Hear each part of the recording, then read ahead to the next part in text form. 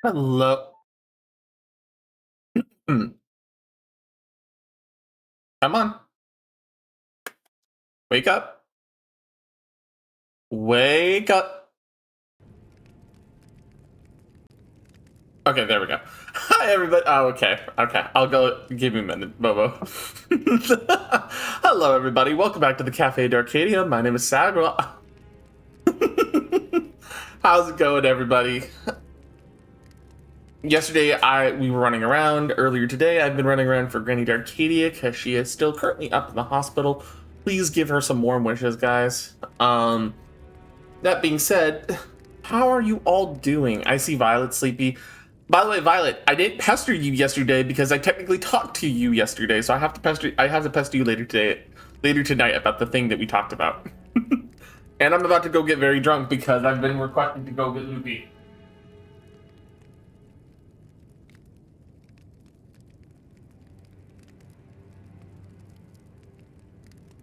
Besides, still have plenty of ginger ale because I'm not drinking it I've not been drinking it very often, so I've been saving it for when you guys redeem it. Friends, just get the sword up and holler at me doing this. You didn't mention the door to the City of Tears locks behind me. I hope she is too. She's already starting to go into therapy a little bit, so she's actually moving pretty well. But what about you, Vi? How are you doing?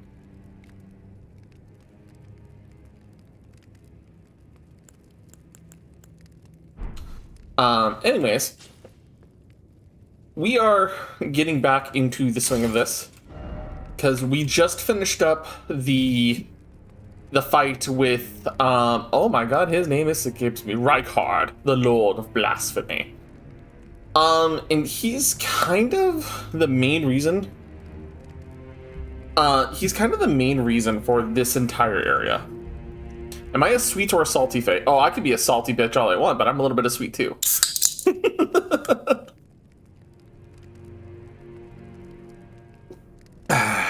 But all things considered, with that in mind, like, we're pretty much done with this sector of the map. Well, at least this little portion of it. There are a couple other places I can kind of start exploring. Do you prefer your sugary foods? See, that's the thing, right? I do really like a nice sweet drink. I do really like a nice piece of candy or like a sour gummy, right? Simultaneously, I do really like a nice salty, like a nice salty roast and everything. Has to travel to my doctor again yesterday, which was exhausting, but it had to be done. She said I'm healing well. I'm allowed to bathe again next. Hell yeah!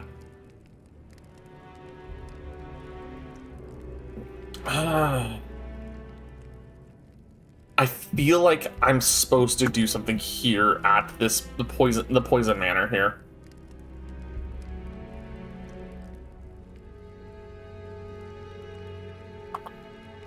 Trying to remember, because like I said, it's been a little while since I've played this game, so I'm still kind of remembering.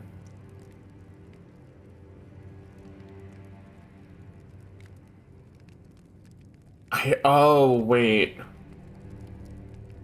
Wait, is this the... No, I don't... Do I need to go here?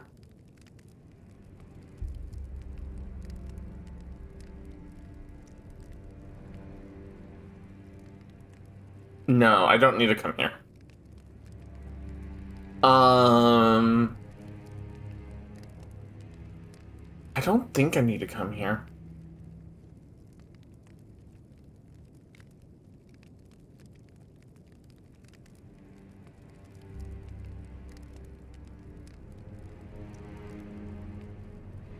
I'm remembering there's like two interesting pieces of equipment here. But like I don't think I'm the kind of build that needs it. I think it's a great shield and right. This is where you can get the lightsaber weapon. Okay. Yeah, I don't need this. I don't need to spend my time suffering here. Okay. Okay. So if that's the case, I have a lot of muscle legs and a bath is good for it. Yeah, baths are... I'll be honest, I haven't had a proper bath in a long while because I am very, very tall. And because I'm very tall, it makes it hard for me to actually fit in what are most standard baths.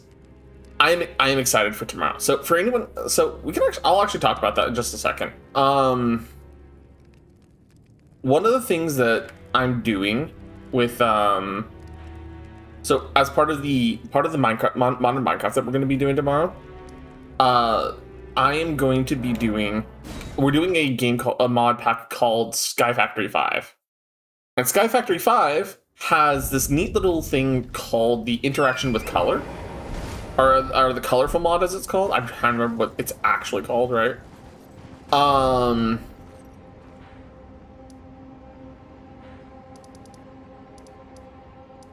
That's Volcano Cave, Ninth Galmir. Oh, there was a place that I was going to go. Hero's Grave. Here it is. This is what I was looking for. But it starts you off in a colorless grayscale world. And I kind of want to show that off, right? I want to kind of show off the beginning of that. But you have to discover color. And by discovering color, it adds the color to your ability to view the world. It affects your title screen. It affects all that. So, tomorrow I'm probably going to start, because we did a little bit of testing between me and a couple of the others on the cafe. We're going to start it from scratch, just so that way everybody can kind of... Oh god, don't tell me it's one of these... Don't tell me it's one of these. Okay. But yeah, so you have to discover color by getting a green apple to drop. You have to discover blue by finding water. And because you found water, it makes rain spawn. Right? Like, it's so cool. It's such a cool mechanic.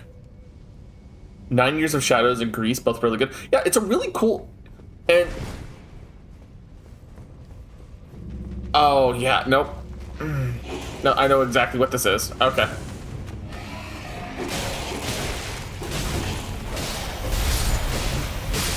Yep, I knew it.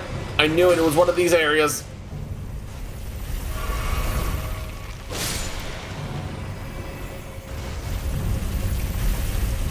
With these stupid fucking chariots.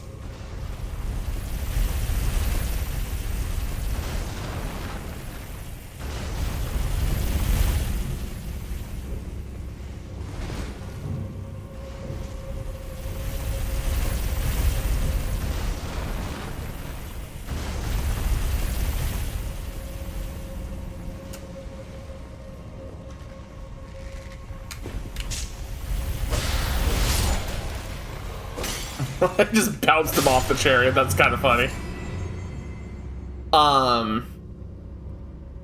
Yeah, I went for... Yeah, you get brown dye by eating dirt. Yeah, so... It's a super cool mechanic. I went for the Whirlpool Tub hotel room for my last bath before my surgery, so I feel it. Yeah. Had some luck visiting with family working tubs with their kids. I'm saying, see, so like, I love that kind of stuff. But at the same time... Okay, I just screwed this up because I jumped into the lava by accident like an idiot.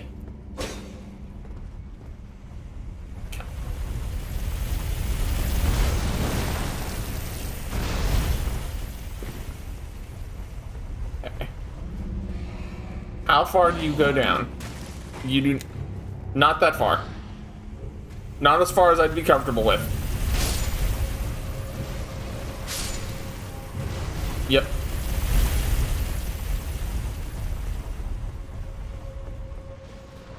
Yep.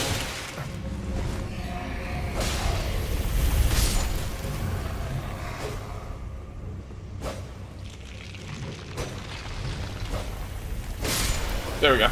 That way it doesn't resurrect. Whew. Okay. But yeah, so I think it's a fun I think it's going to be a fun little mod pack, because not only does it mix in mixes that in, it mixes in like some of my favorite kind of mods, like magical mods, technology mods, automation mods, you know, stuff like that, where it's just, it very much, yeah, little, right? But it's also a skyblock based mod, so it starts you off on a lone tree with a lone piece of dirt, and you need to build up your little area in order to be sure that you can start building it. So it's more focused on you building up your area, and it's focused on setting you up to be like, build your area, build your region, right? Oh, hello there. Chug a little bit of water. Chug a little bit of the red water.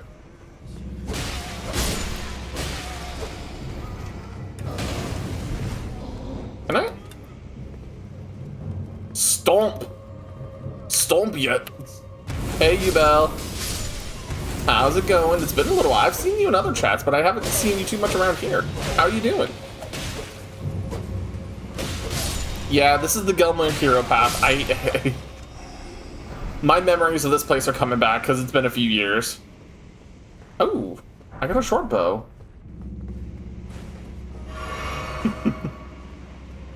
Okay. Yeah, so but yeah, so for tomorrow we're gonna it's gonna be an interesting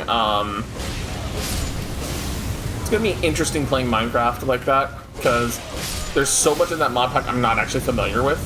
It's gonna be interesting. Oh, you have a hot springs trip booked too? Good, Vi. I'm glad to hear it.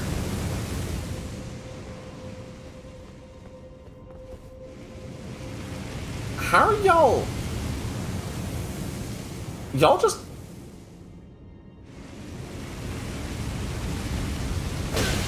I was about to say, did Fred just go in there and not ever come back?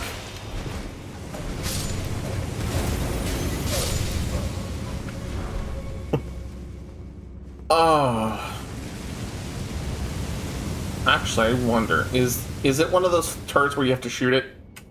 Yeah, it's one of those shoot turrets. Okay, hold on. Yeah, it's been out since 22. It's been a couple years. Do I have a bow I can use with it? I can use the serpent bow. Okay.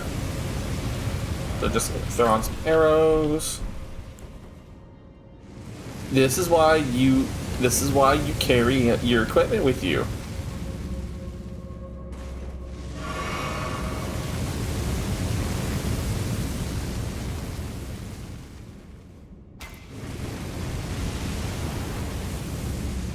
Okay.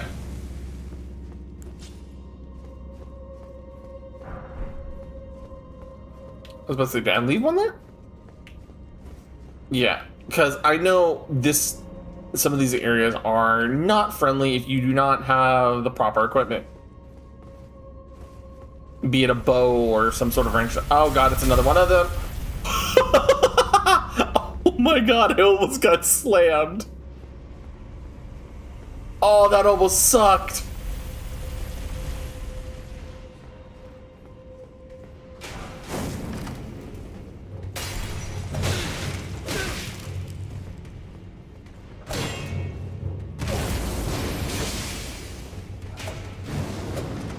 Oh, there's two of you, I see.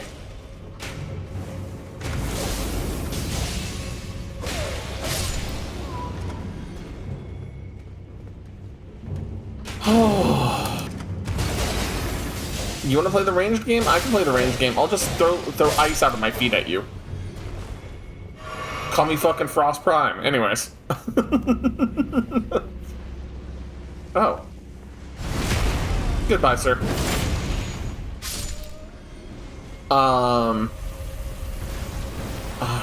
So I have another one of these guys to deal with. How far up is his pathway? How far down does his pathway go? No, I'm at Frost Prime. I like my Warframe more than I like my Mortal Kombat.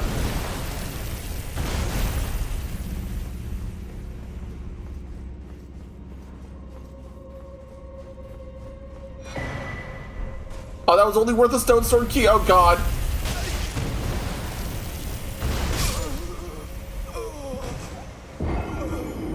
That was a mistake. I could have waited there safely. I could have waited there safely.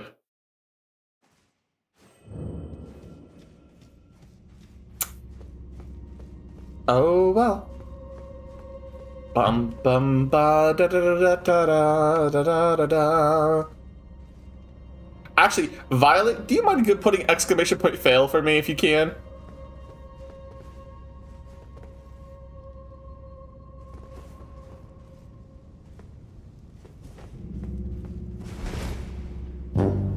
Thanks, Amar.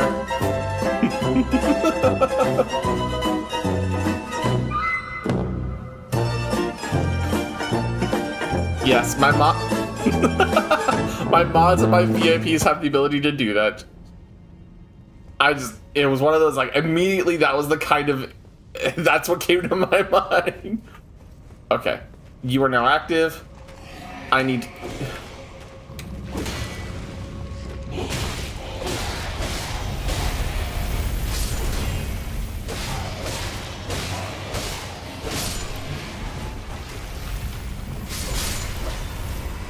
Okay.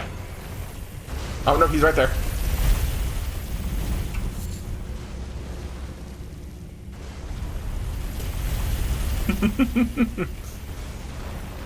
Got to start a new modded world to start. You got a pressure nozzle from Sophia's garage. Garbage. Nice. No, you're fine. You're fine. Bye. Yeah. The reason. So yeah, I'm trying to find ways for you guys to be able to mess with me more.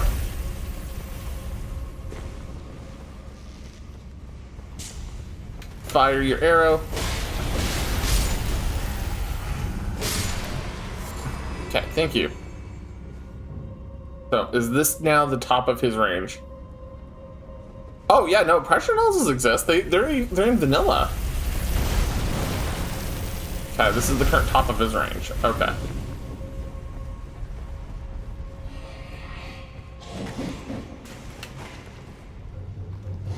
Yeah, brother, you made a mistake. Goodbye.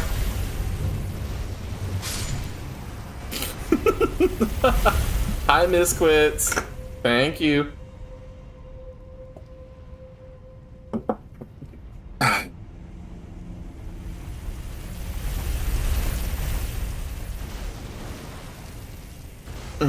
Okay. Okay, you go decently far,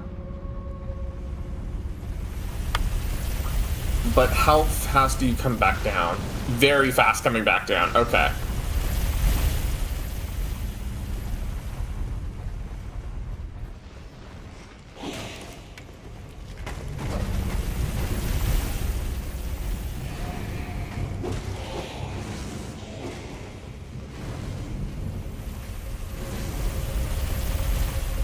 Enchanted, I think. 8 becomes 24. 4 becomes 8, 8 becomes 24, 24 gets even more powerful, I can't remember. Yeah. Thai chili instead of buffalo. Thai chili's not a bad option. Not nearly as harshly aggressive. The bone taking some time. Yes, I know. Okay, cool. Right, that's the end of this path right there. So I gotta...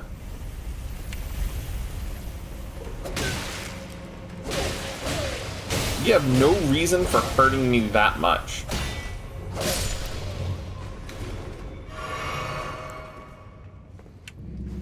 Sir, don't try it.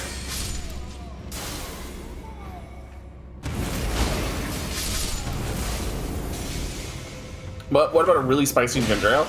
Actually, that's really the funny thing, right? I like ginger. So there is a brand of ginger ale that our friend Ashes to Asher showed us. He got me some before. I liked the really spicy ginger ale, the ginger beer. It was a fantastic drink. I didn't like it as much as I like my classic one that I tend to go for is Bundaberg, but it was still a very good ginger ale. Or ginger beer, yeah. And if those of you who don't know ginger beer, it is traditionally used more as a chaser or a mixed drink kind of situation than it is a typical drink that you use, or that you drink. And it's non-alcoholic. Well, at least for most people. But, it is a very, it is a nice, in my opinion, I like it. I like it a lot. Alright. So now, we have the return of the cart from the hell. Got it. Is it, I don't think it's worth going back up there to get my stuff. Actually, it might be. Hold on.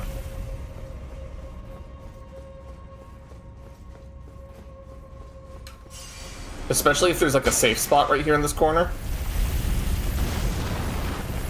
Okay, there's a safe spot. Hell yeah.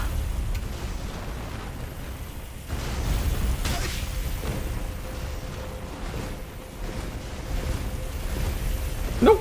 I got my stuff back. Yeah, with vodka for a meal is a classic. Yeah, exactly. Like, that's a perfect example of what I'm talking about, right? But a lot of people don't drink it individually like I tend to, just because, you know. But it is a fantastic, oh, you know, while we're waiting for to get a hold of this pattern with this guy, what is it called?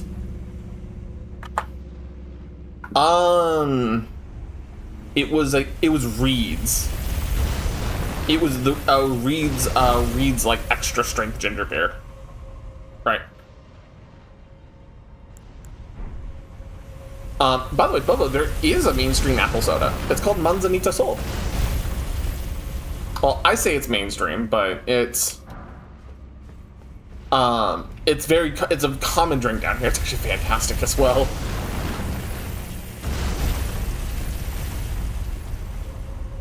So it is, so the way it is written is the Spanish spelling for manzana, which is apple, and then ita, like little apple, and then sol as in like the sun, S-O-L.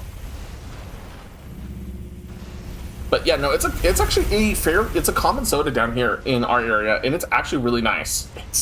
It is an apple soda.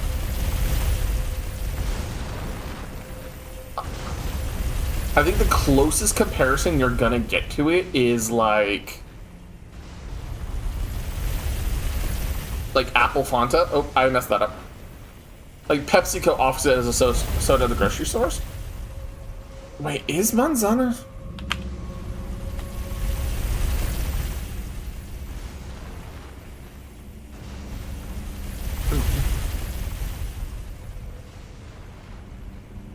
Manzanita Sol is PepsiCo. It is sold in grocery stores.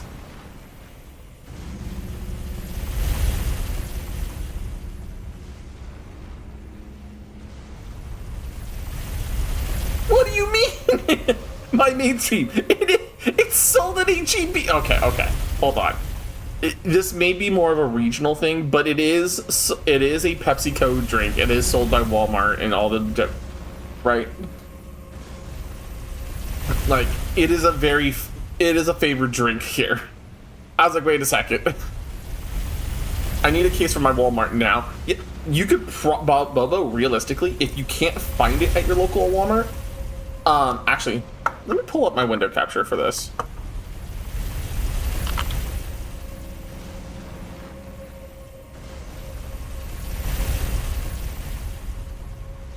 This is what it looks like. It's bright red, has the apple on it. It has like the gold letters, the gold kind of cream colored letters. Like, this is Manzanita Sol. Oftentimes found in your soda aisle. And if it's not found, it may be in your regional area. But, dude, fresh ginger tea is so good as well. Like, I'll be honest, like, when I'm feeling a little nauseous, or I'm feeling, oh, scheisse.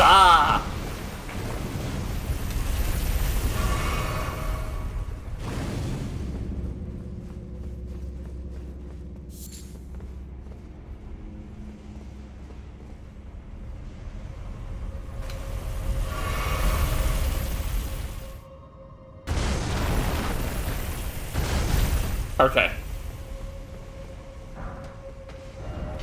Oh, hello there. It's one of you. You're problem shaped.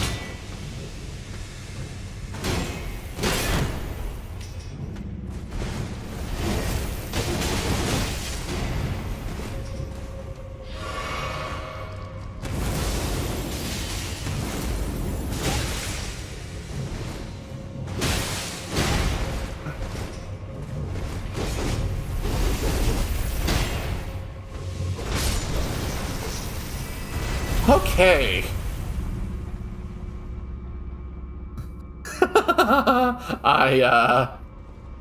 I'm glad I'm using the regen armor at the moment. Oh. So much of it's filled up with Mountain Dew, yeah. I'm Etsu. Oh, the Mantis Blade.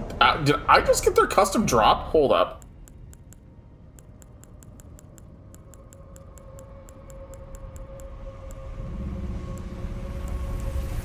Yeah, I just got their unique drop for free. Curved sword with the blade at both hands wielded by the cemetery shades, the insect-ridden gravekeepers. Blade is thin and sharp, and strong attack unleashes a far-reaching slash. Huh. Finally, the sleep paralysis demon has been sent right.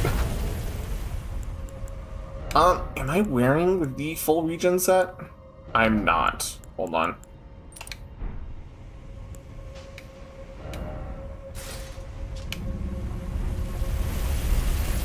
Okay. So we got a tiny bit of regen going on. Does it allow wall jumping like the equivalent in Hollow Knight? No, unfortunately. Wall jumping in this game is not cool enough. It's not Night Rain. Actually.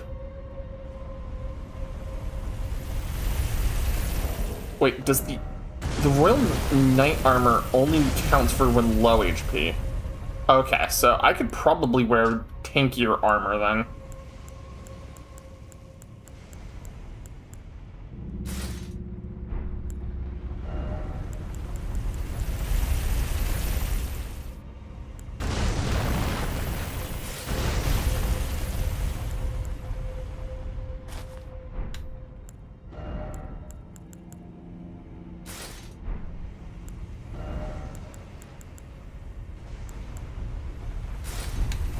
Alright, there we go. A little bit tankier. What's up, bud? I am out of potions. I have the Flask of Wondrous Physics still. Do I have a healing spell?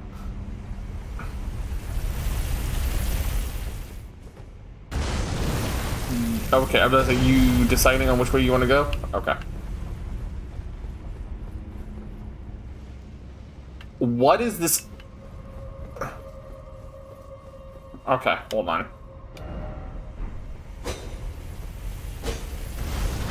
Is Hollow Knight a Souls-like?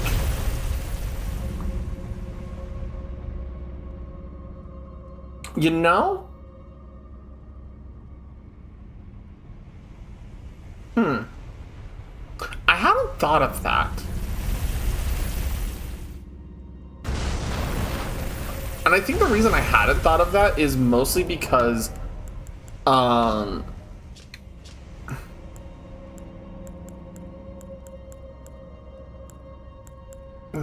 that's a good question. I don't think Hollow Knight is Hollow Knight is not a roguelike. It's very clearly not a roguelike. But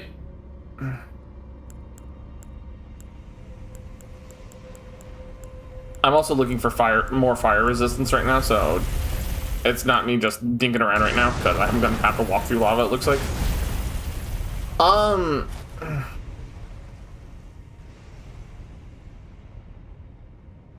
See, that's kind of the thing, right? Like, I would think it's much more closer to a Metroidvania, but it does take the die. It takes the idea of dying, takes your resources from you, and you have to go retrieve them. So in one sense, you could call it a Souls-like, but in another, I don't think it's fair to call it a Souls-like.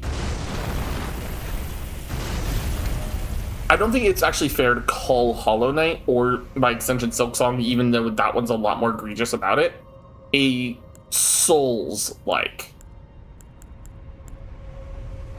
And I think the reason I feel that way is mostly because it generally, when you think of a Souls-like, you think of the dark fantasy, retrieving your corpse, everyone's like on one, like, yeah, that's a good example, Vi. That's you also have to fight your own corpse. But I think more of what makes it feel less like a Souls-like is more of the idea that in the world of Hollow Knight, I think you have more of this idea of there is hope in this world, and there is this concept of, like, sure, everything kind of sucks, but it's not already been ruined beyond repair, right? The world hasn't been abandoned, for example, right? In the world of the Souls-like, it feels like this world has already come to ruin. It's already been abandoned. Any attempts to save it is for naught because it's already a forgotten land, right? It's not something that just you walk in expecting. Is Armored Core 6 a Souls-like? No. So I can tell you pretty accurately, Armored Core 6 is not. It's from software. It's definitely from software coded. I'm gonna see how far I can get in this little sector before I choose to die.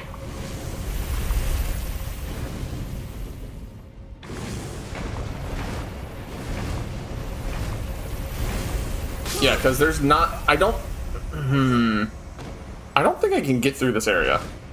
Yeah, because here's the thing, Vi. It's not a Souls-like in the fact that you get to come back to where you were, you get to retrieve your equipment. No. It is, you die in the mission, you're dead. You have to start over. Right. What about with the mount? You cannot bring your mount here. So that's one of those big issues, right?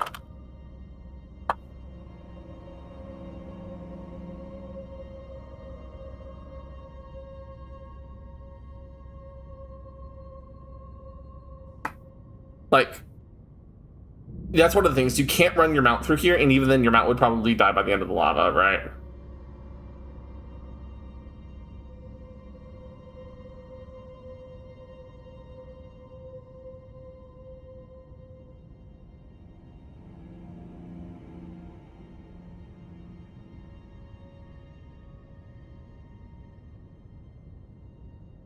I think I know where I have to go, right? I think I know where I have to go in that dungeon. Or in this dungeon. Just double checking because these look like random doorways, because sometimes this game's an asshole. But I mean, ideally the thing is, like, Armored Core is much more of a mission. You either die in the mission or you complete the mission. There is no in between on that, right? I think I think it ultimately boils down is, does the world feel like it's been abandoned, it's been forsaken, right? Like, a better example of a Souls-like, as we would put it, would be Ender Lilies, even though Ender Lilies very clearly isn't a Souls-like.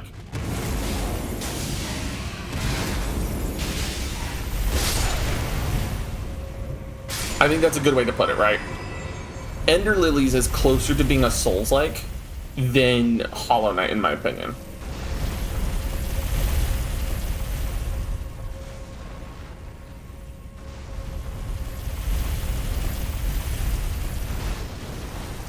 And it's mostly because of that idea of the world is forsaken, the world is dead. And if you the player don't, without you the player, the world would functionally be nothing. Meanwhile, the world of Hollow Knight is a functional society, whether or not you, as the Hollow Knight, really do anything about it. Do you functionally make it a better place by your actions, don't get me wrong, but the world can continue on without you. You are not required. In the case of like Dark Souls and all that, right? You are required for this world to change. And if you aren't there, there's no change. And that's functionally what you have to like look at it as. Because otherwise, there's no point. The story is over. Go home, right? Holland is also required for the change of the king. Well, see, Bubba, that's I'm talking about before the point of the story, right? Let's use Elden Ring here, for example, right? Everything that's happened in Elden Ring is a direct result of Marika, and Marika having this whole stick up her ass about the people of Raya Lucaria and all of the bullshit that goes on there, right?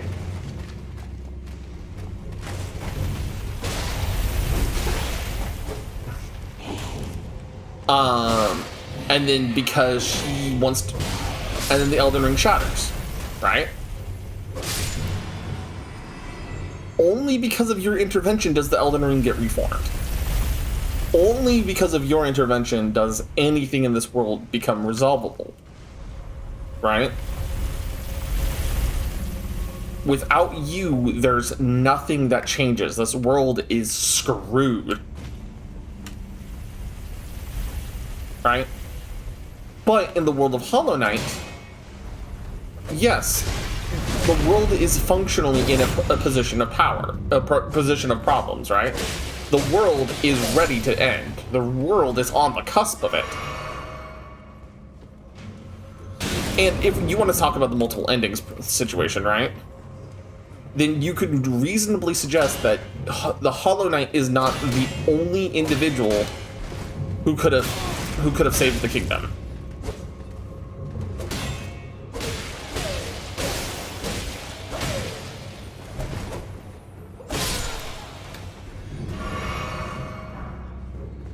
Like, we have proof of that with Silksong, quite literally.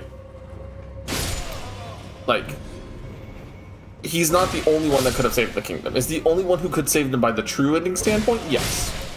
But that's, now you're talking about an arbitrary ending decision. The point being, anyone could have taken up the mantle of the Hollow Knight.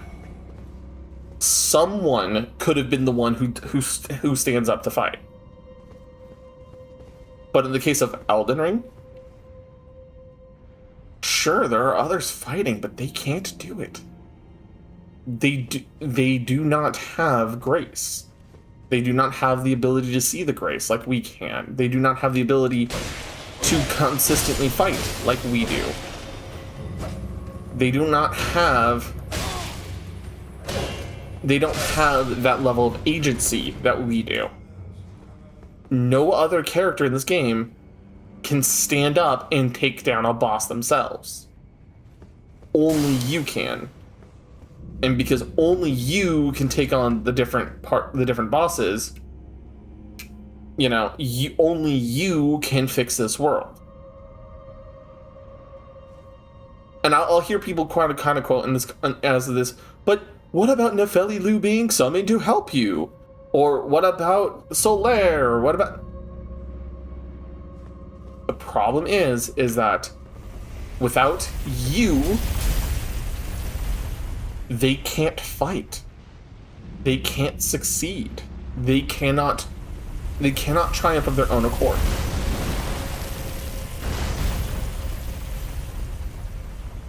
And that is the tragedy here.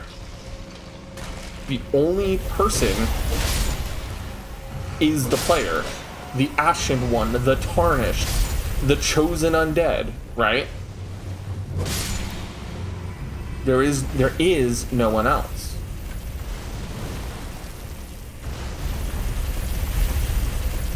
And like I said, that's the tragedy of the situation.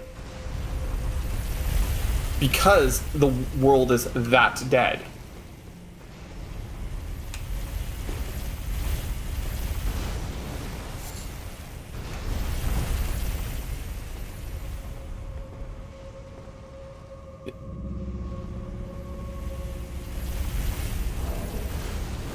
Took me 8 hours of gameplay for something to suck me in, but now I'm committed. Hey, that's fair, right? Like, that's the thing.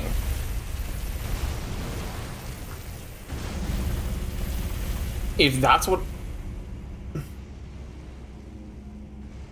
Hornet can get 80% of the way of success. The biggest issue is just beating up the original Duke in there that doesn't stop the orange goo infection.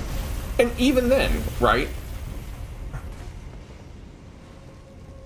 I'm not gonna say that, you know,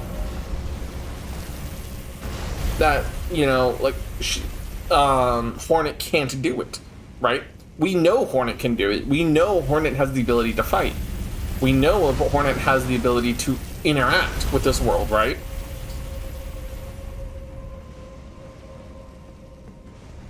It's just the question of, given the context of the world, could she have picked up the Dream Nail? Could she have taken on the Radiance? And realistically, I think that answer solidly it could have been. It could have been... Oh, hey, the Bloodhound Knight. Hell yeah.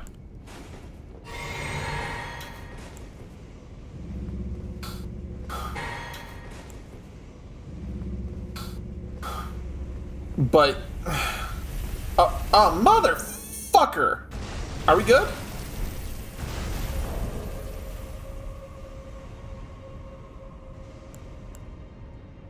Oh, we lost you for like a minute?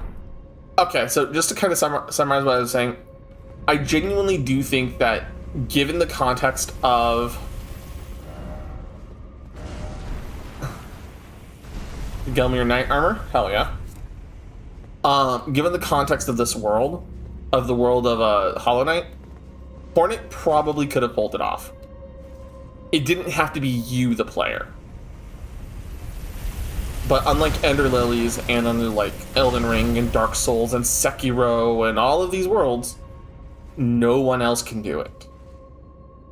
Can you get your monies? I probably not, just considering where it is.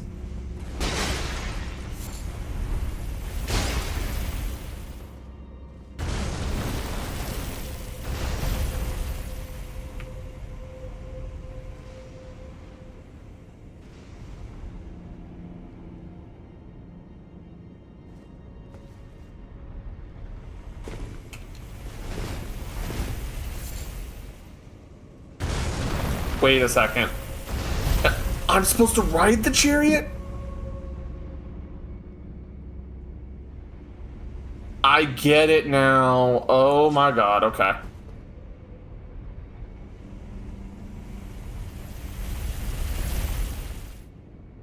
That's why it waits there so long, so you can line up your jump.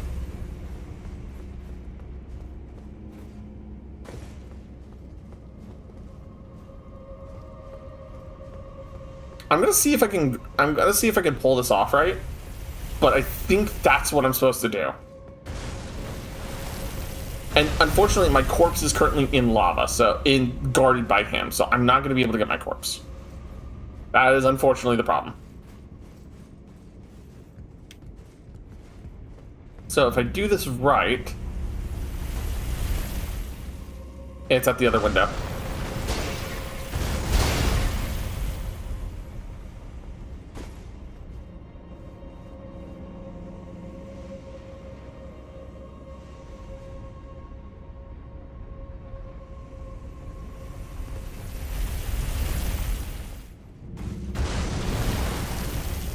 Yep, here we go!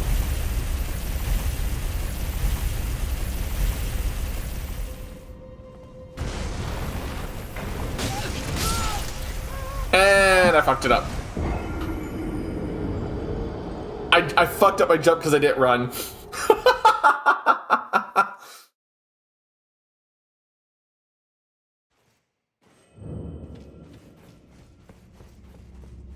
Ah, fucking beautiful how badly I can screw this up. Stealing defeat from the jaws of victory.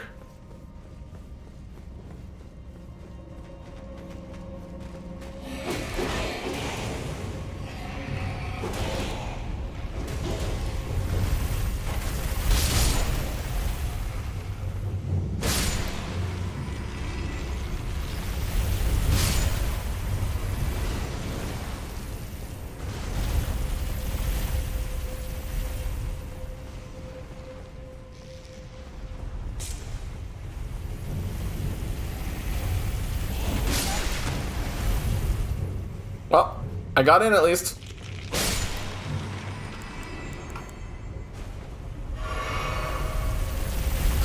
Okay.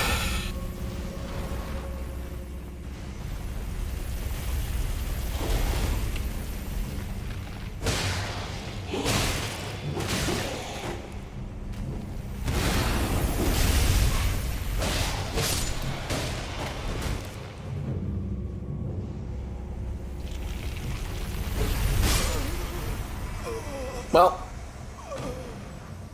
damn it. That's unfortunately a situation that I just caused.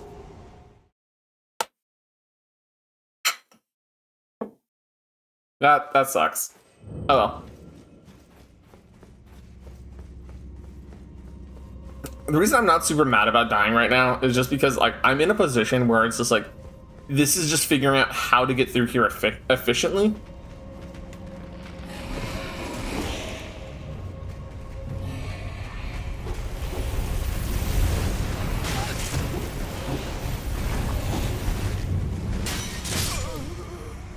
And testing the waters at that moment, because like I'm not carrying like 100,000 souls on me, or runes, or whatever you wish to call them, right?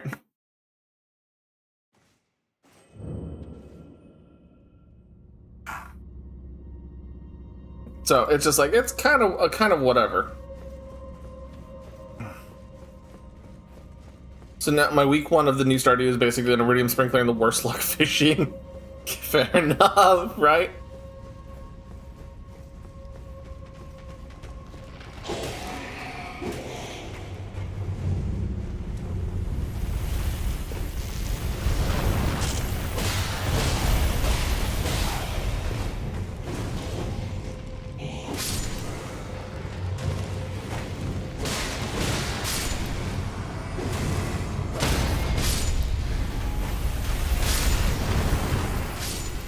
There we go. Okay, so next, spent 2 days fishing and I 4 fish. The rest was trying. Yeah, that tends to happen sometimes. All right.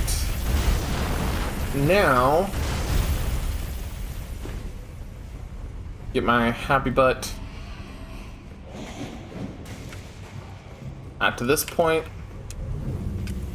Have the skeletons get mutilated by the lava and the chariot.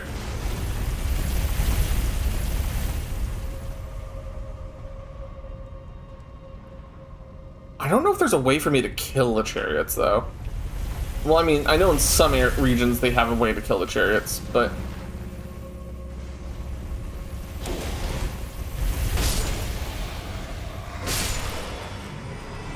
But this is not one of those regions. I wonder what the Gelmir armor has. It's a more fire-focused version of the Lucarian then. The Iron Maiden hugger on top of the tree. Fuck that.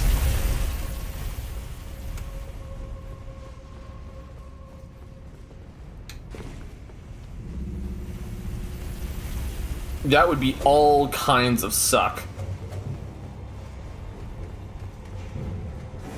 Hi. Bye.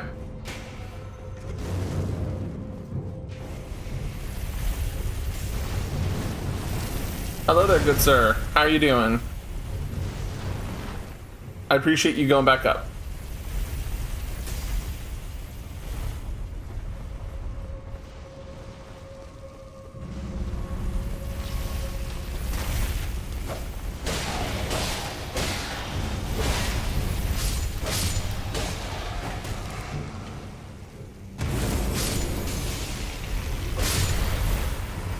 Alright, so now the little panel is down on the side of the bridge here. Nope! You bastard! You bastard of a chariot! Oh, that one was a... Oh.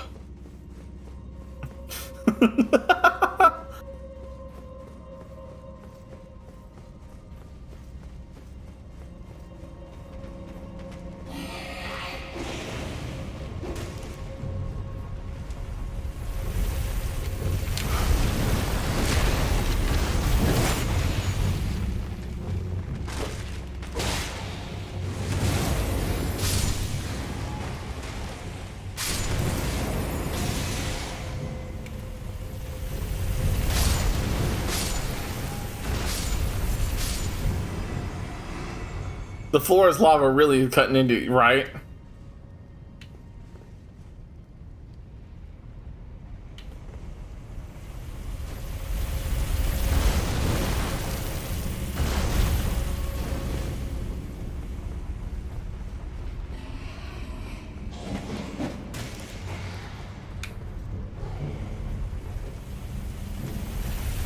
Goodbye.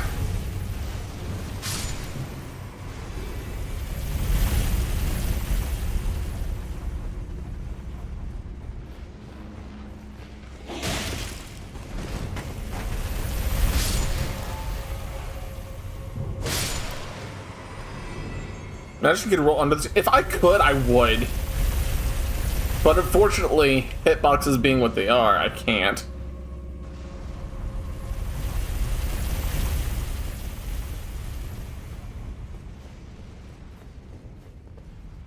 There's another area like this in the early game that has a lot of has similar issues. That you could just walk into like within the first hour of the game and be stuck dealing with chariots. I can show you that one later if you want. Oh, really?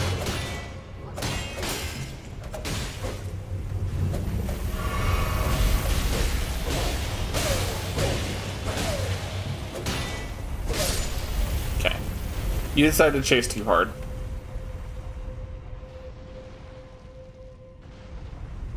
No, but yeah, there's an area that like this that if you choose to start with the stone sword key, the game just goes, yeah. You want to go in this area? It has chariots.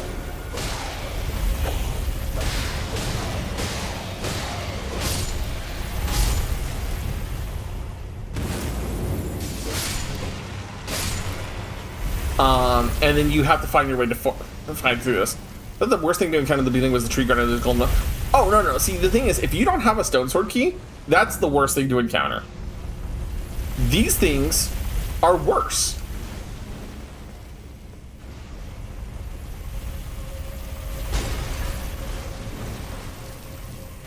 And the reason these are worse is because they're indestructible. Unless you have a very specific type of a weapon that you can't have at the beginning of the game.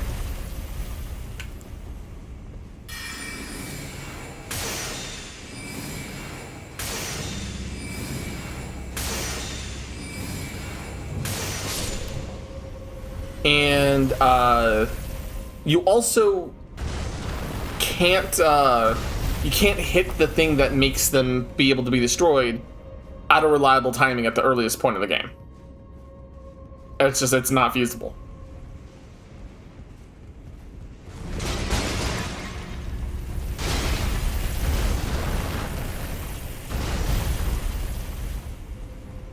So as a result, you can't kill them.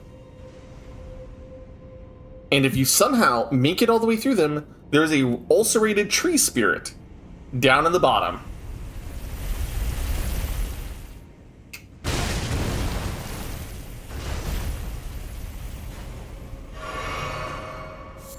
And I completely fucked that jump up. So no matter what, you're put into a position where either you can't, you have to beat it, or you just have to find a way to get back out of there through the chariots.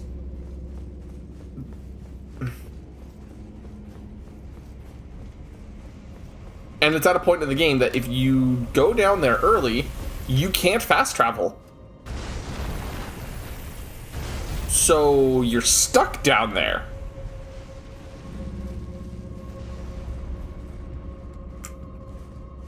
Like I said, it's one of the worst, like, spots in the game to start with.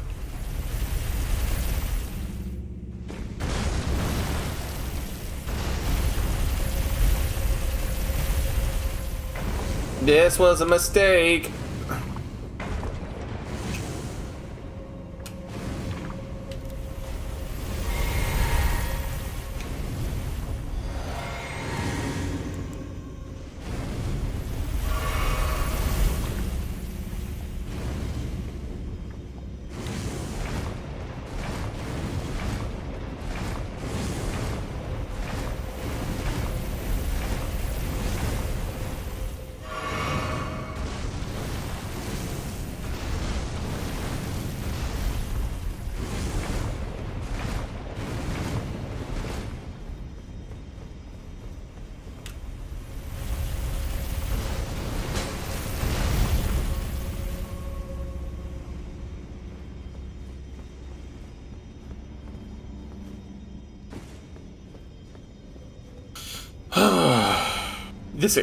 I hate this dungeon already.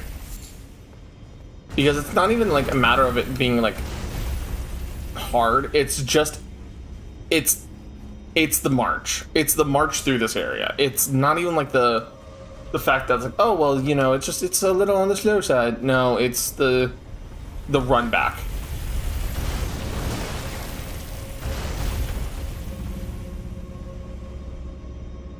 Because there's a long run back on this.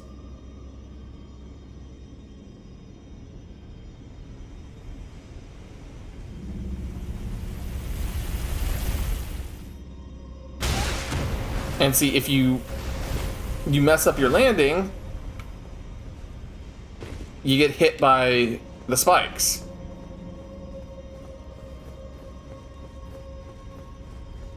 So it's...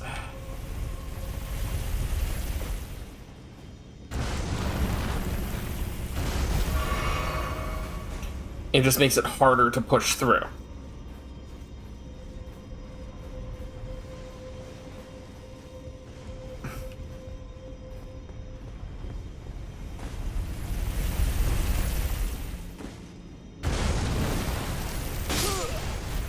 Because see, I just landed on the spiked wheels for no reason.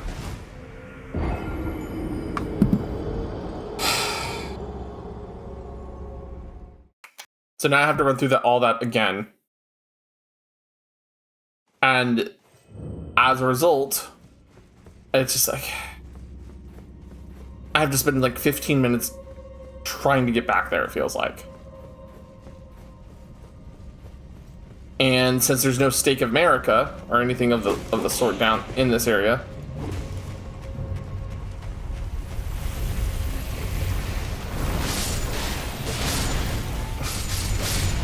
it makes it so much harder to get back down.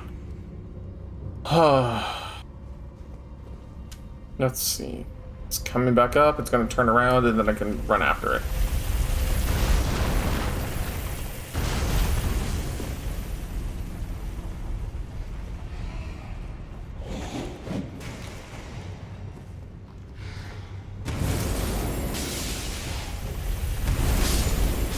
There we go.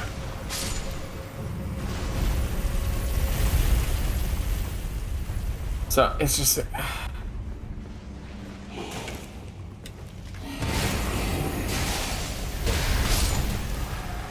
like I said, it makes this area feel harder than it actually is, just because there's something that just has such high damage percentages that comes after you, and you can't deal with it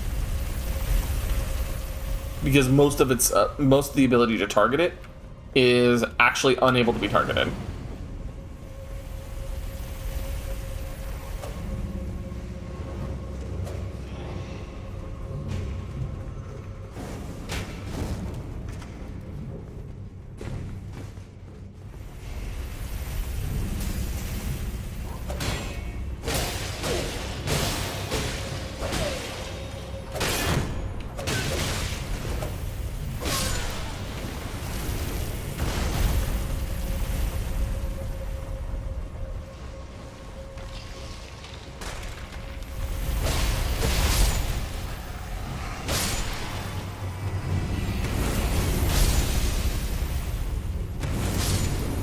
There we go.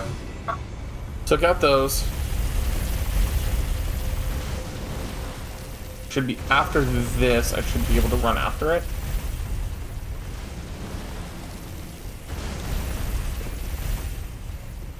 And then barely land. Okay.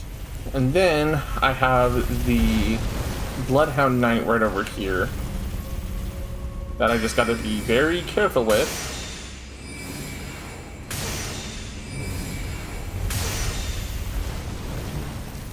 Who decides he wants to be unable to be hit.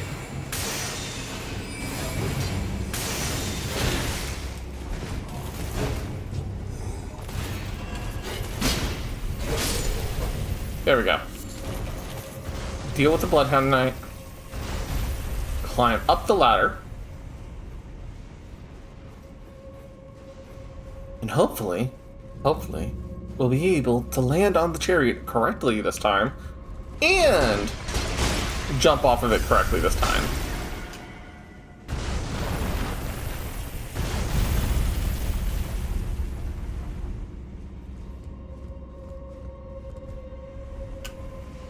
Also, the game would not let me do this before, so I was like, oh, come on.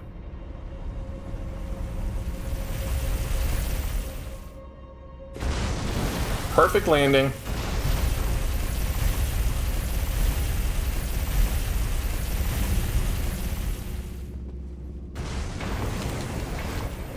Get into this little corner.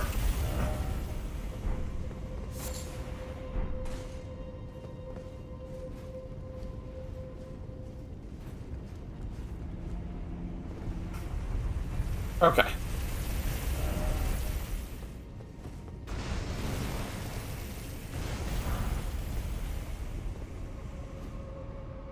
Okay, we're at the doorway. What does it mean?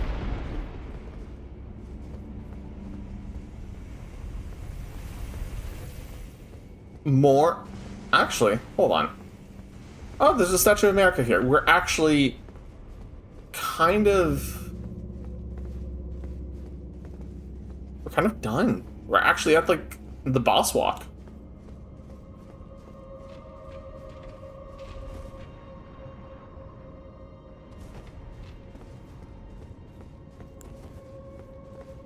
Alright.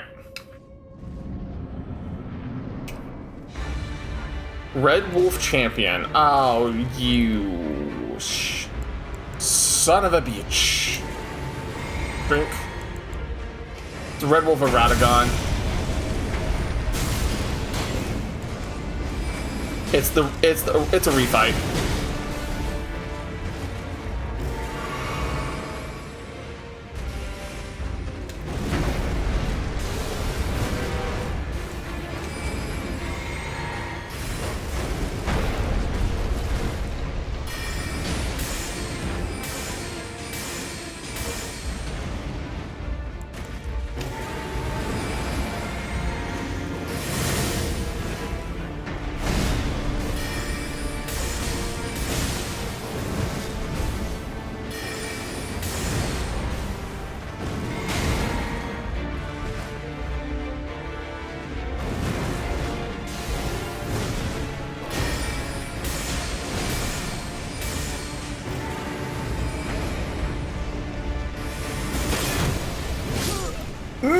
No! Damn it! I got stun locked.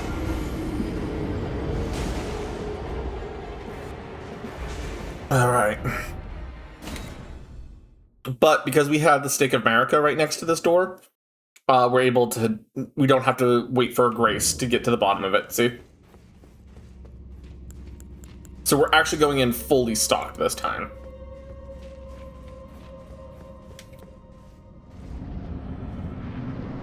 Ding, ding, ding, ding, ding, ding, ding. Ding, ding.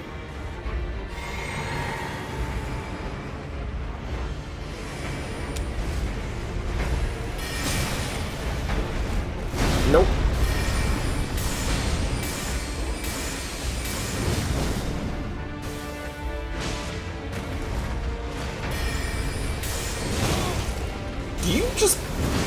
Do you have an anti-caster boner?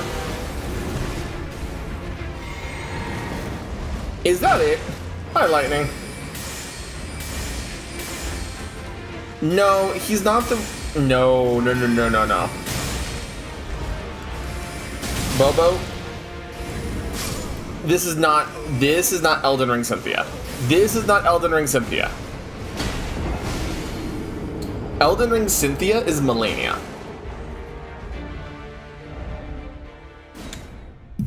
How's it going, Lightning? Ow. Hey, Taurus.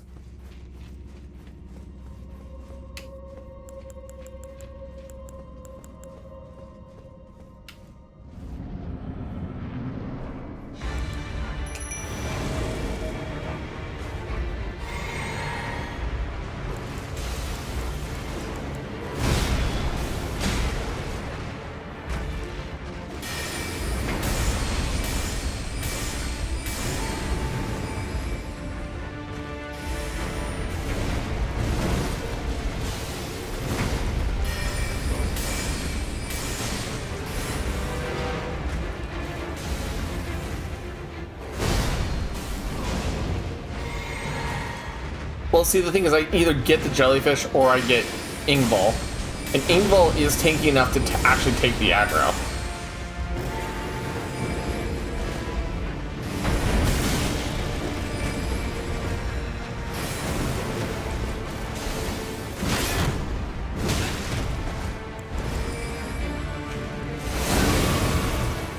You... Excuse you?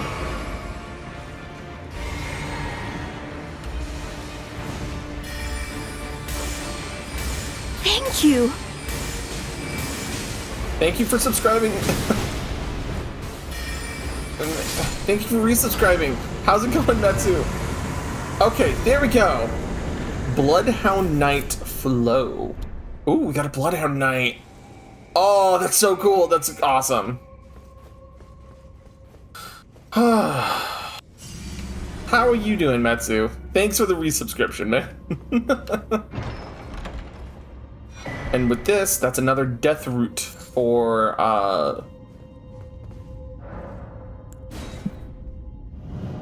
That's another death route for our friend up at the church. Okay, Gummy Hero Grave. Done. We can move on. Let's go say hi to our friend at the church, Garunk, and make sure he gets his snackies. We'll get him his Scooby Snack. Hi, Garunk. It's been a little while, buddy.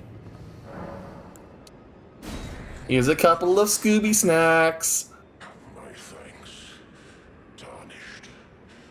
Death, my sin, should not be touched by the hand of man.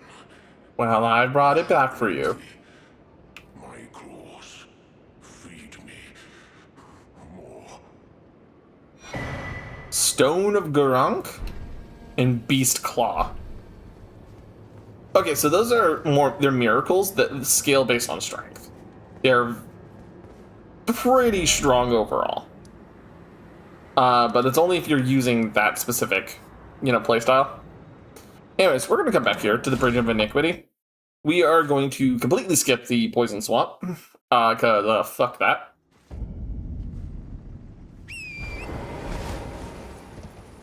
because not only is it a rough place to try to get to safely,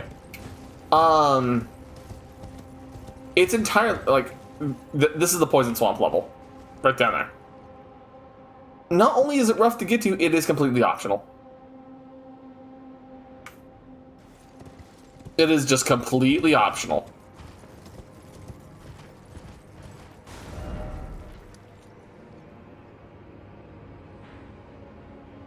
So, where we're going, if I can find my markers to remove them. Is that where the tentacle faces spawned? No, the tentacles faces we're over in this area. Are you still under the level thing? Yes, but I've stopped keeping track of it only because I have gotten enough levels that, well, it's not that I've stopped keeping track of it. It's just the fact is that getting levels in this game is now so much harder that it's just so much harder without much more time and effort, right? But if I was to tell you my actual level's supposed to be, I'm at 104. My max right now is supposed to be like 120.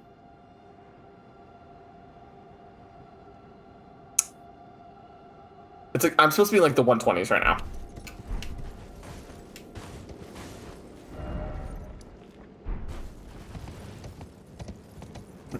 So like I'm like 120. I want to say it's like 124, 126 right now.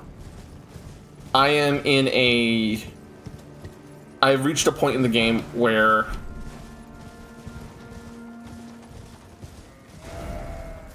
if I go to get levels, it's going to be lots of grinding. But even then, I am still under a max level cap right now.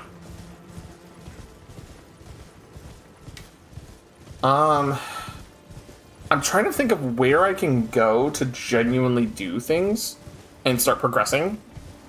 And I think the next one is the town up here. If I remember this town correctly, this is the meaning asks, what's with the sassy chibi? The little girl? That's Lily from Ender Lilies.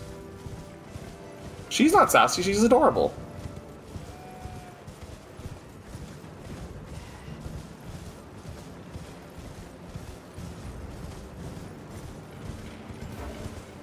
Okay.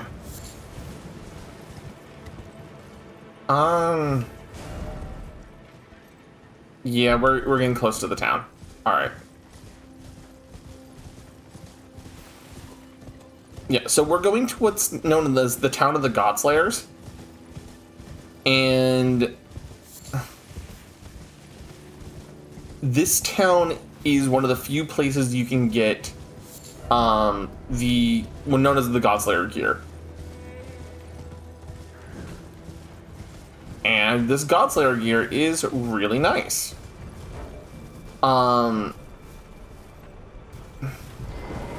Dude, really? You don't want this. You don't want this.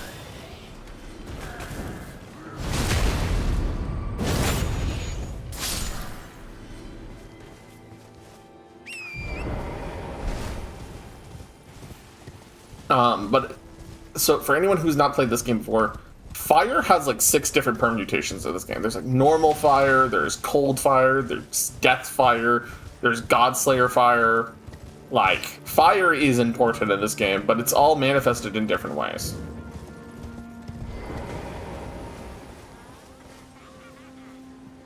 So, here, at this place known as Minula, the Wind Village, it is also sometimes called the Village of the Godslayers, because as you come through here, all of their gear is covered in death fire and bleeds procs. So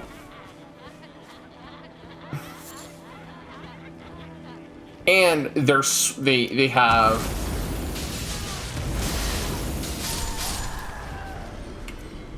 and you have to deal with them before they hit you, because otherwise you get stun locked.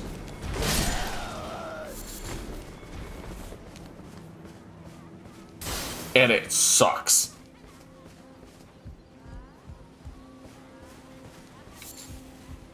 But one of the other things about this area is that at the top of this area, there is a boss. And this boss is particularly nasty. Is there any cool gear? Their weapons can drop. The weapons are super cool. There's like the skull hammers, right? If you're playing like a strength faith build, it's a really neat little, it's a neat weapon. But it's a fairly rare drop.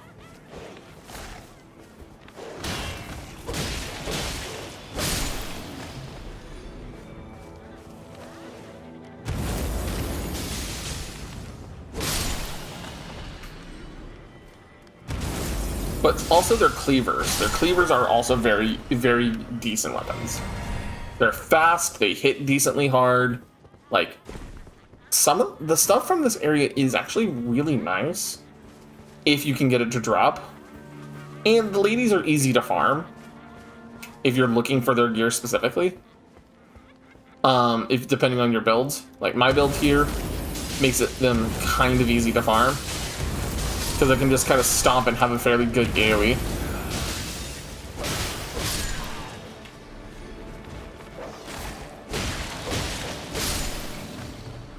Because I'm using the Hoarfrost Stomp, Ash of War, which, like I said, it's a very good Ash of War, but it's very much a dangerous area. Because there's a lot of them. There's dogs in different places. It's also one of the few areas in the game that pink is actually used, by the way, because the game is, I'll say this, the game is a game about the primary colors, red, blue, and yellow. And those colors represent the three major divinities of the game, right? Actually, you guys want to hear about the lore specifically behind why the three colors are so manifested here? Like, do you actually want to hear about that? Because it would be fun.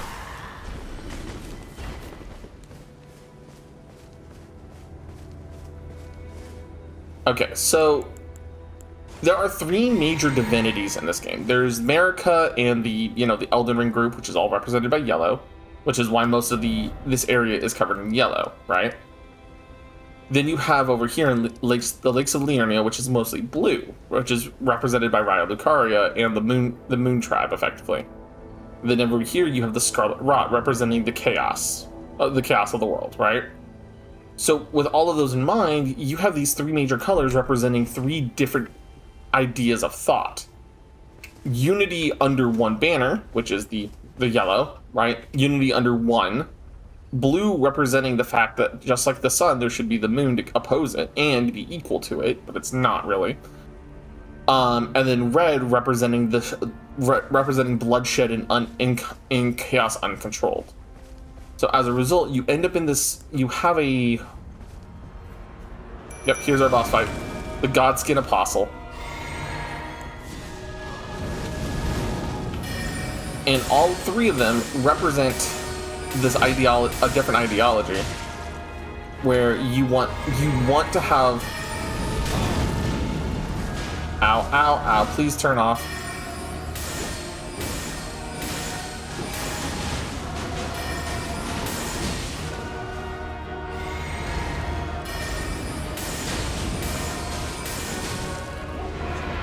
Nope.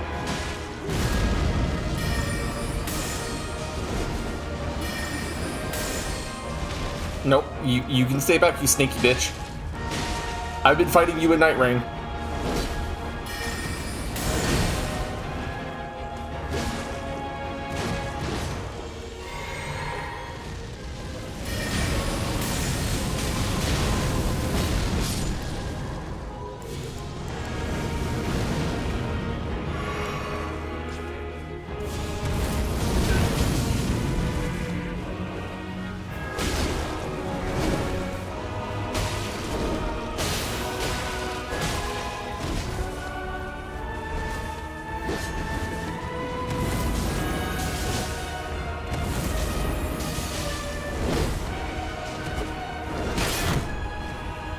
Nope.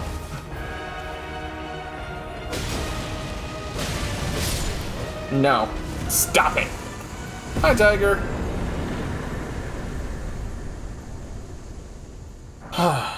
Godskin Peeler and the Scourging Black Flame.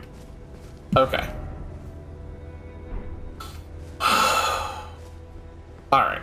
So, anyways, to continue with this idea, so you now then talk about like some of the later areas in the game that are covered in ice, they're covered in snow, they're not really aligned to any individual color, right? And you start to realize that this world is broken. And this is kind of what I was talking about, like, oh, well, it's not technically a Souls game if the world is savable, right?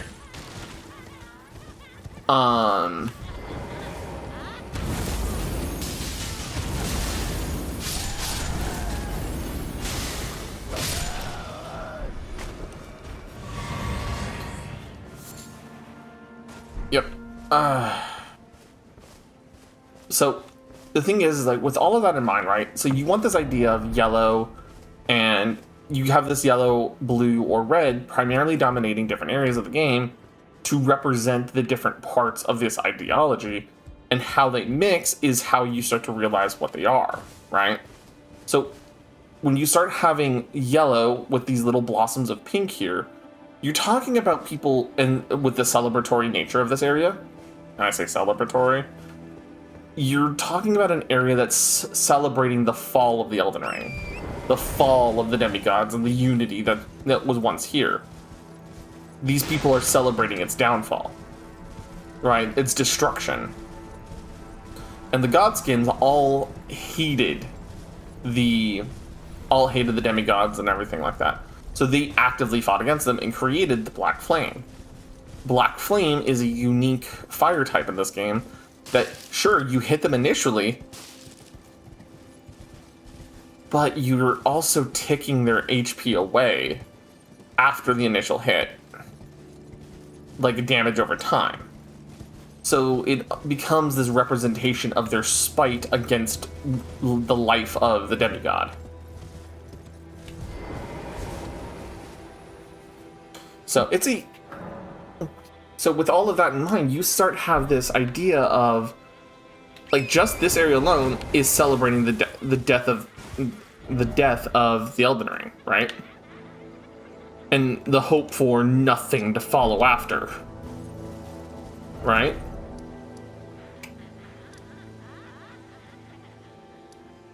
Where am I seeing those markers?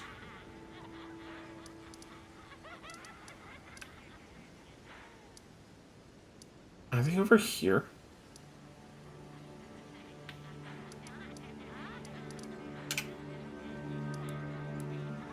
Take that one away.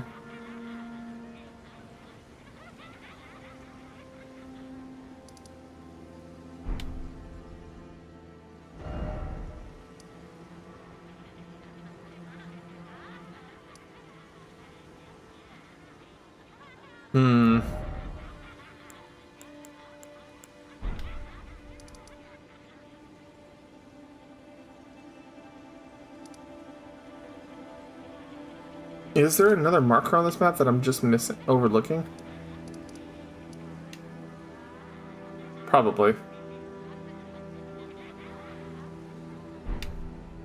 Okay. So now, taking that into account, you have all of this going on, right? You have all of this like heavy color association being used. And then you start mixing the colors, and you start seeing how it starts affecting different things, right? You start seeing how the yellows and the oranges mix. That's a whole lot of trebuchet firing at... Multiple trebuchets firing at me. I don't like that. I don't like that, Chief.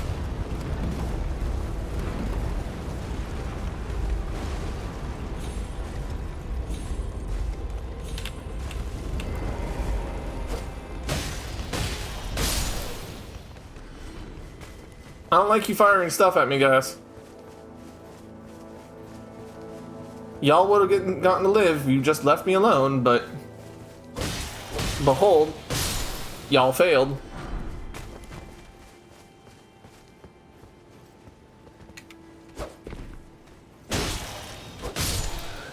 There we go.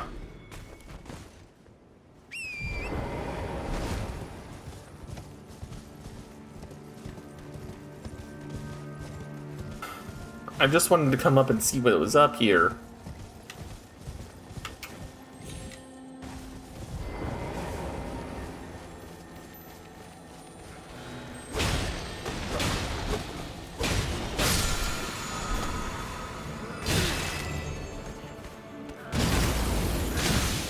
Will you let me out of here, please?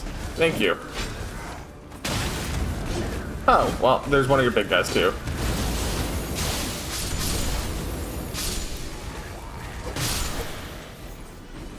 There we go. Alright! We're sort of safe. Alright. So, was this all that was up there? Or up here? Doesn't look like it. Looks like there's more up here.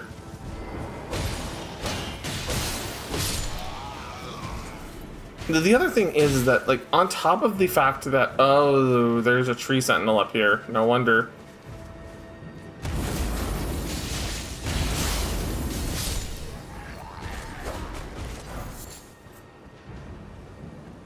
Will you stop it?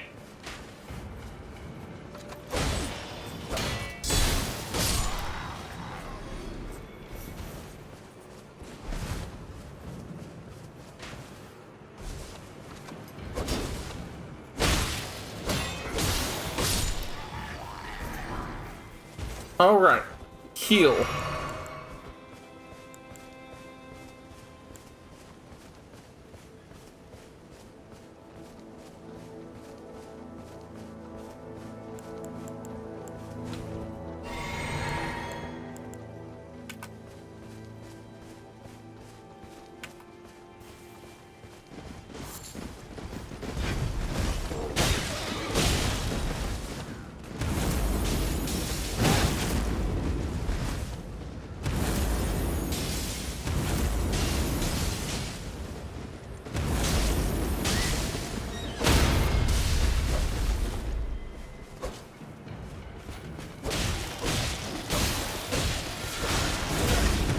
Okay, it's not a full tree sentinel, but you know what? It's fine. Okay, dealt with them, murdered them all. What were you so vehemently protecting? The highway lookout tower. Okay.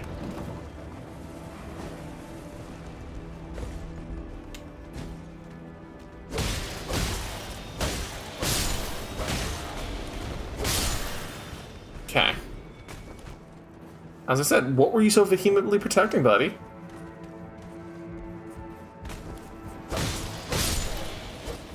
It's not like it's probably anything super important.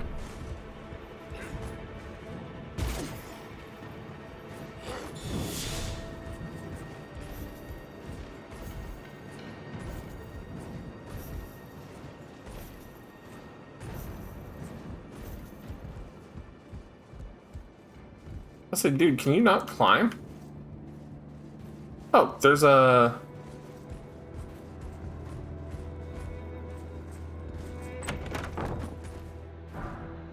great bow, great arrows, and more great arrows. Okay.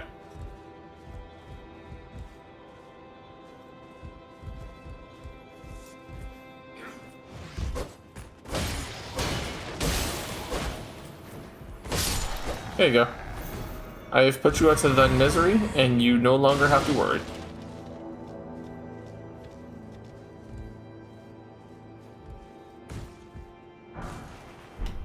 And that's a golden arrow. Ooh, golden arrows.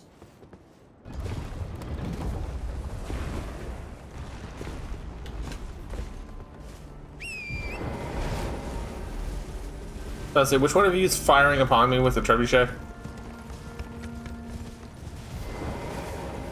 Kenneth, stop it.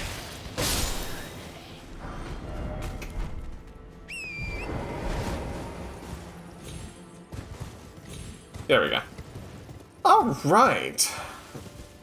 I think I have to, all right.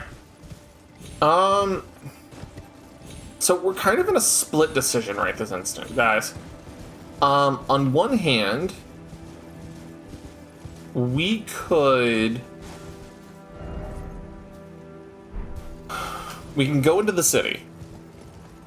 We can go into the city proper, start exploring around here, right? Or we can go underground and continue on with, the Ronnie quest.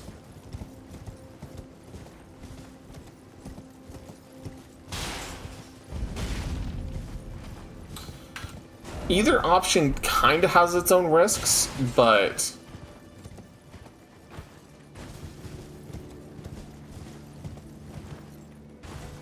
both are a form of progression.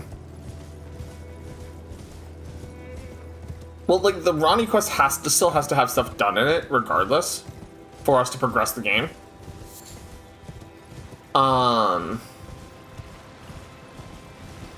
Like, that's unfortunately, like, just a simple fact of it.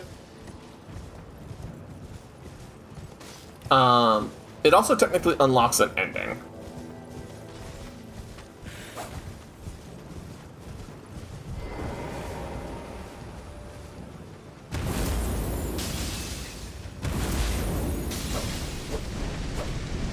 The fuck?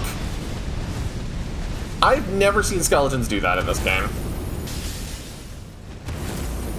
Fucking T-pose in the sky and then breathe, I guess, death blight?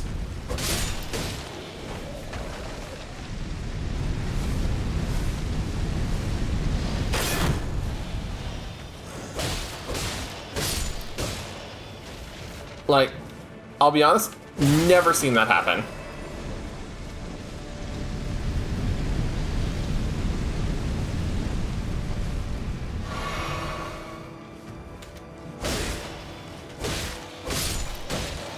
Okay, go down and then break the skeletal remains. Now touch the grace. Now that I'm safe. Okay. And now see if there's anything that can be done over here. Hello there, Yellow Santa. Dost thou have anything for me? Sunflowers, perfume bottles, golden great arrows. Okay. Let's see. Prophet robes, upper class robes. Below the capital. I will take that. I don't really have a use for some of it, but I'll leave it to be.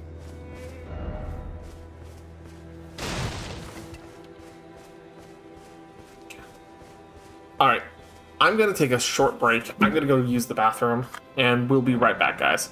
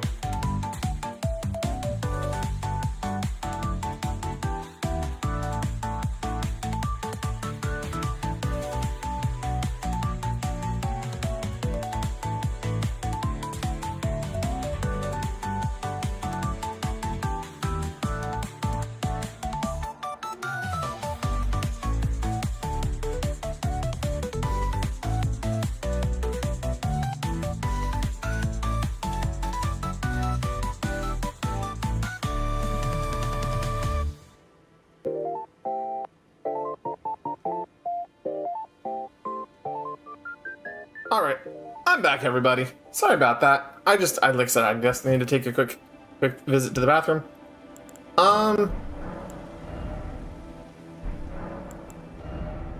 Let's see.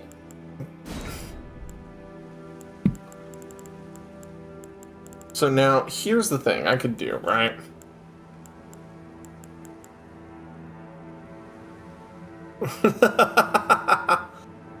Jimmy Kimmel Show has been suspended just found out. Really? Huh. That's interesting.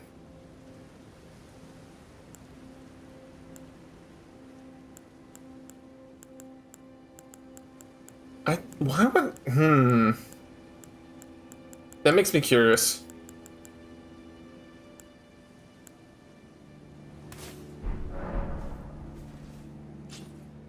Alright. If I'm going to go do the Ronnie quest, I need to come all the way back over here. Because here, there's a crater. Right?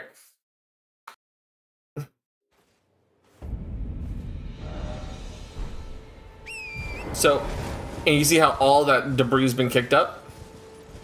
This is part of... Okay, so this is the effects of the world that happened as directly as a result of killing Radon.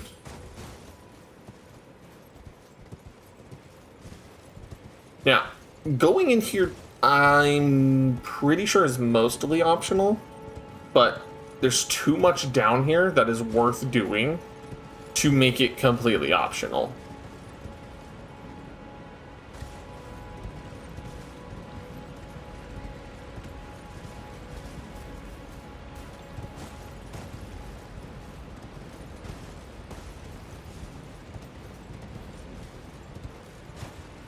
And just a matter of navigating your way down through the remnants of the crater here. You know? And, you know, making sure you go the right direction so that way you can...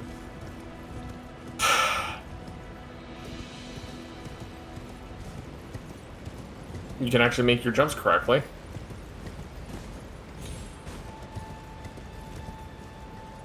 Not me realizing I think I fucked this up already.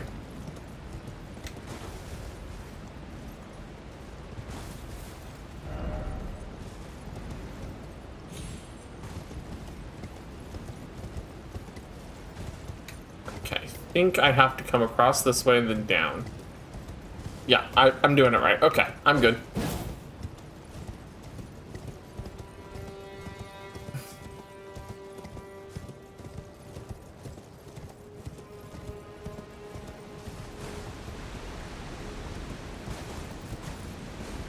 Because yeah, you can't just...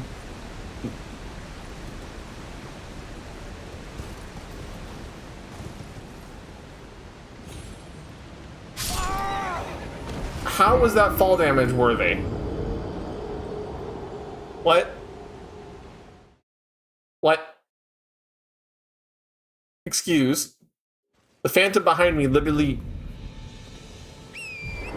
Okay.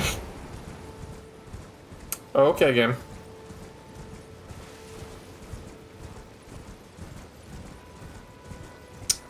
Thanks, Tiger.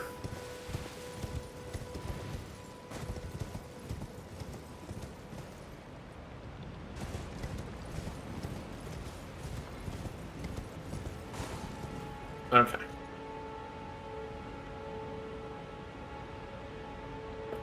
Take a big sip. All right. So now...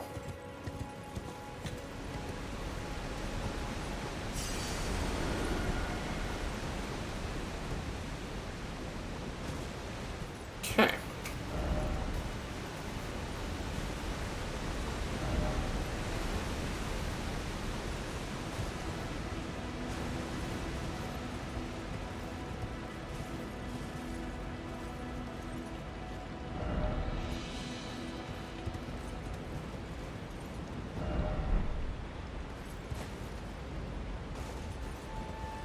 Yeah, like I said, this is...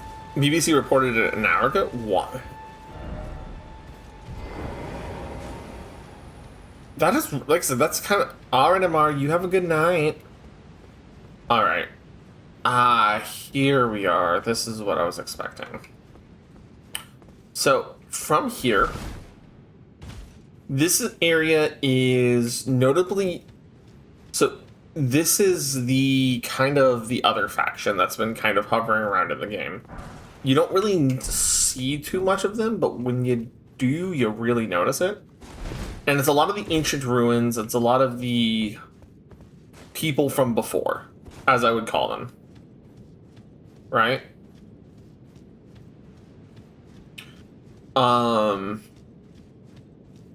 some people would say these are the people that were killed and exterminated, right? This is the people of Noxtella, and I don't know enough of the lore about Noxtella, or Nolkron, right? I just know the way that this has been established is that with Nolkron here,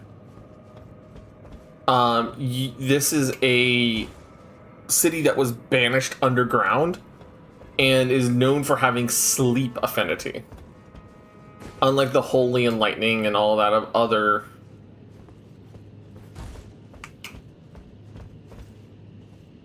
Okay, done the end singer now, and I just need to kick the Xenos' butt. Nice. And it's notably dangerous in this early part because it's all platforming.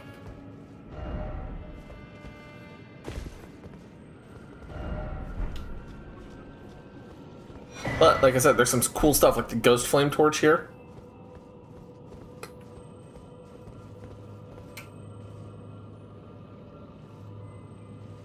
You'll also notice what's down there. See those? Those are mercury slimes.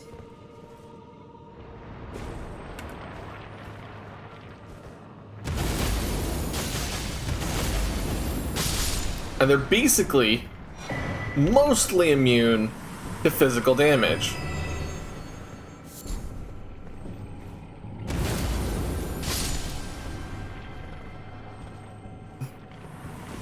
And some of them will explode.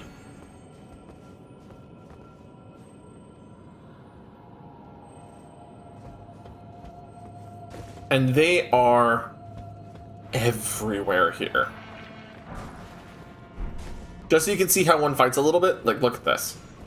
I love the design on them, like that pattern. Oh, shit. Yeah. That was one firing in quotations, an arrow at me.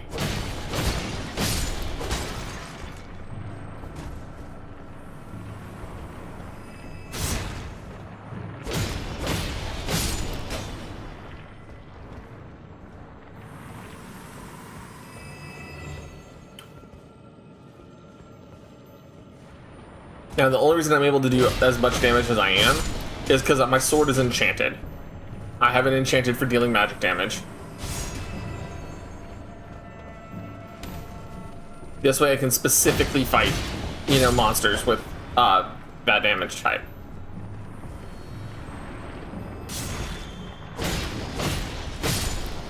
And yeah, they can just kind of manifest their weaponry because they can. The usual, like, how to make a person die inside kind of monster.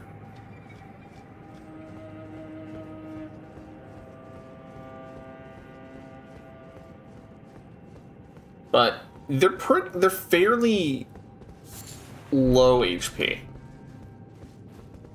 It's just mostly the fact that the environment that we're in right now is incredibly dangerous. Because not only is it dangerous in the sense that platforming through here is hard,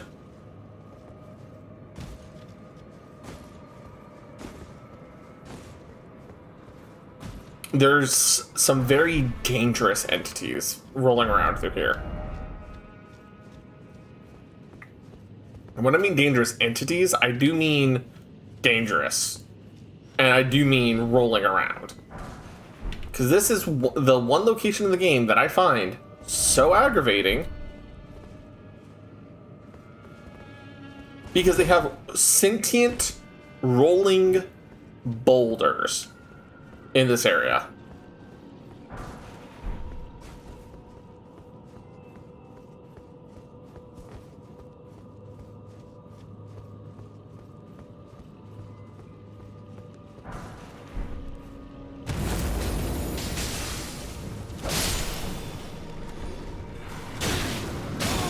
And you see how these are dealing fire damage, but dealing frost status? Welcome to the power of Ghost Flame.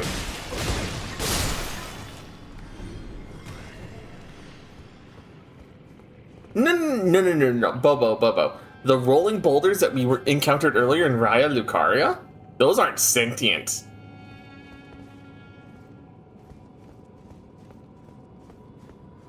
They're not ones who can change their direction to, in quotations, look at you and then rush you down.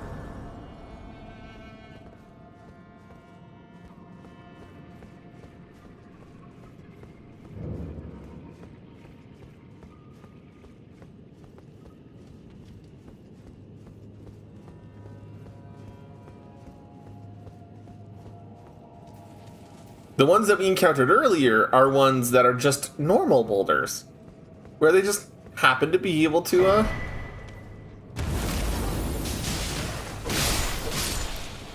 they just happen to be able to, just hurt you a little bit.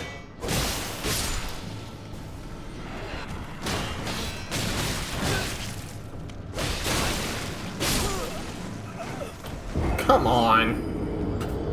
That was BS.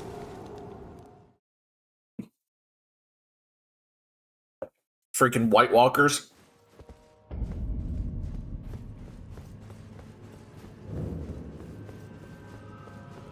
But you get the point.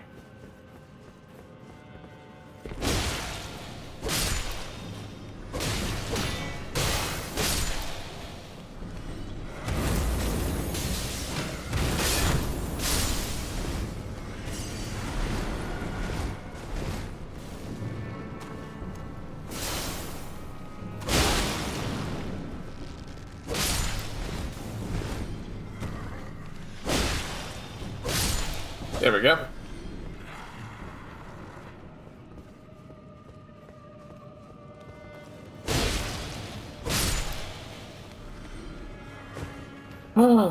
So as a result, this is also one of the areas in this game where you can notably find one of my favorite summons of the game, and it was unfortunately super nerfed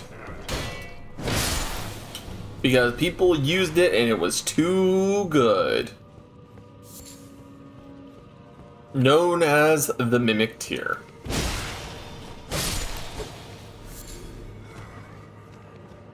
Now, it's not a hard fight. It's not even a mandatory fight. It's not hard, it's not mandatory. It's just the fact that in order for you to get to it, you have to be doing Ronnie's quest. And it plays as an AI version of you. Which is probably the reason why I got it nerfed, because a lot of people would have some really insane builds with it.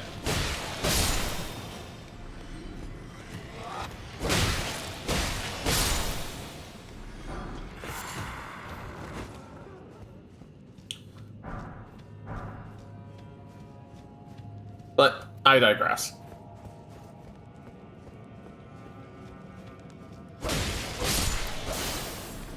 Trust no one, not even yourself. Yeah, right.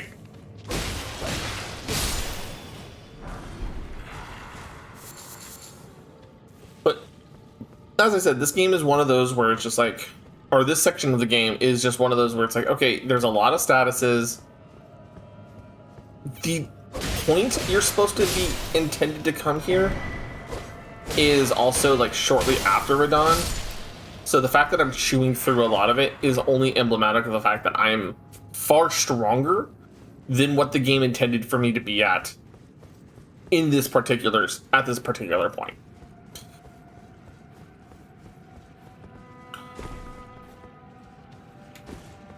Right. I need my lantern, please. Thank you.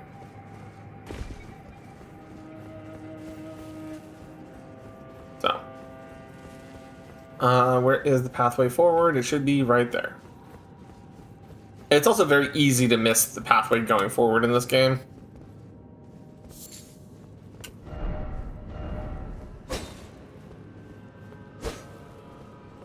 Because this area, because it's built so fortress-like. Oh, hey, look, a Statue of America. Just in case we die. Oh, is the Mimic here already? I thought it was further in. Ah, there they are.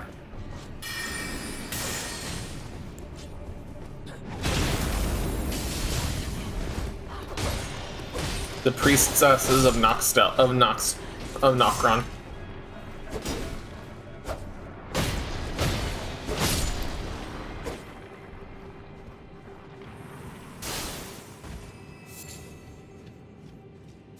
So what, like half a step behind its sequence? Kind of, right?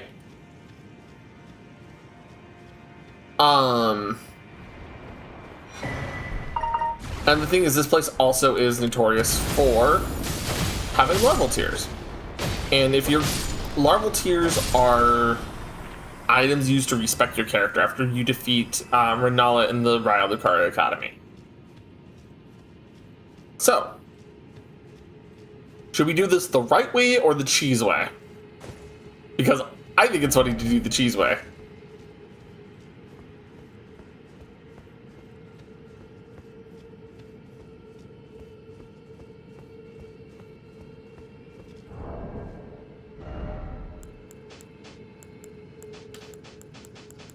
Alright, cheese it is.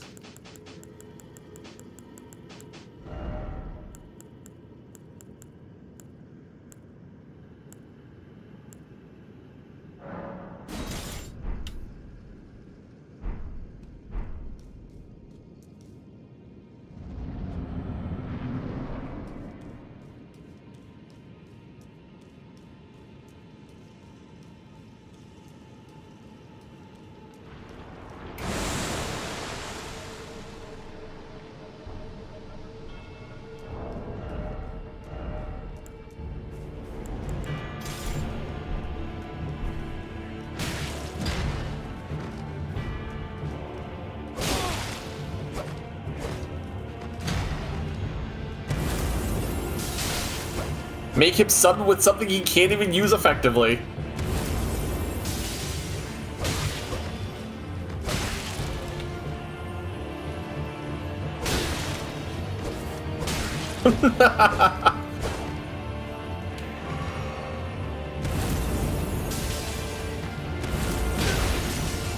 This is the cheese.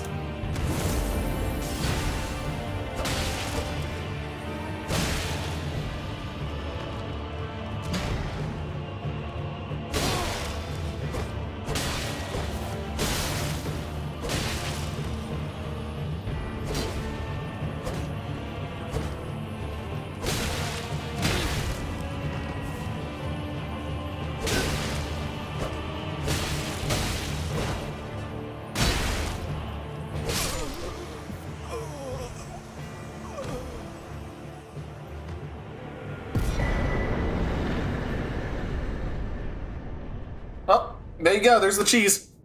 This is how you get the Mimic Tier. Well, at least that's the Mimic Tier fight. That's not how you get the Mimic Tier, but that is the Mimic Tier fight. And I just heard something I did not like. I need to check something on my chair. Because...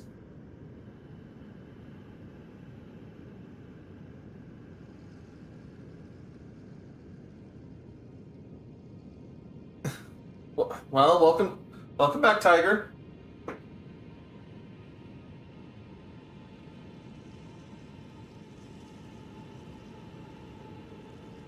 Ah, okay. I'm glad I was listening, and it seems like some of the nuts on my chair loosened. So I'm going to tighten them real quick for my safety.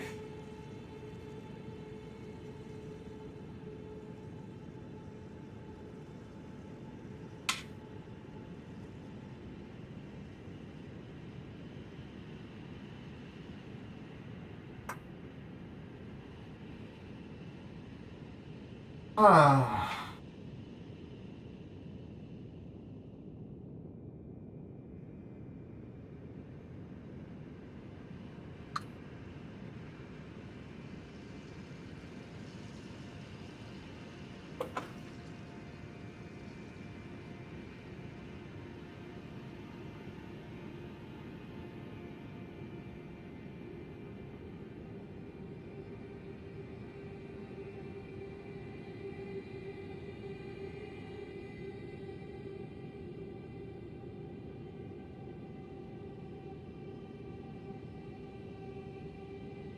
But yeah, how do you guys like that fight?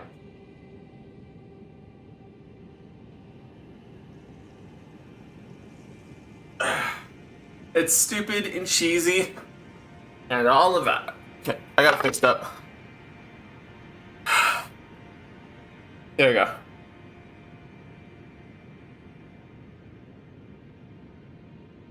There we go. Alright, let's get my equipment back in order.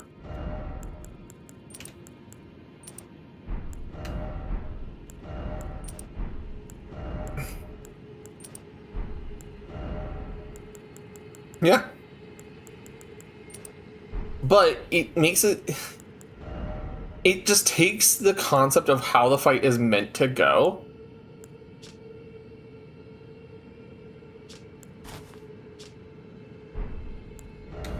And it just says, hey, yeah, we're not playing that. Right?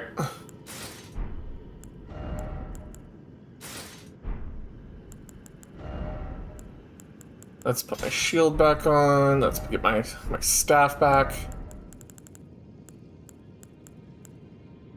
Staff of Loss. I think it is, yes. Alright, there we go.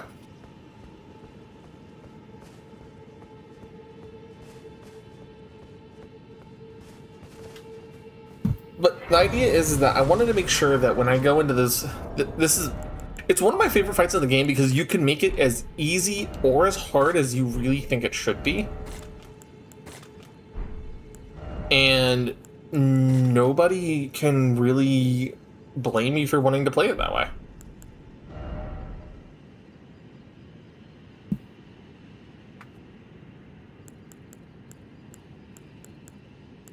So, if I want to make it easy on me to fight, then I can, I can do that, right? Think you can redo the fight so you get an actual challenge? No. Unfortunately, I can't redo the fight now. Like, we are past the point of no return on that one.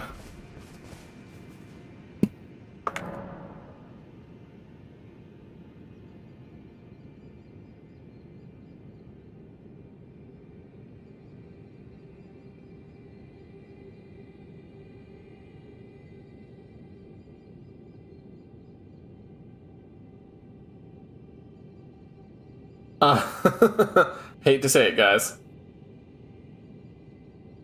If I go New Game Plus, I could probably speedrun my way here and then try it, but that's another attempt.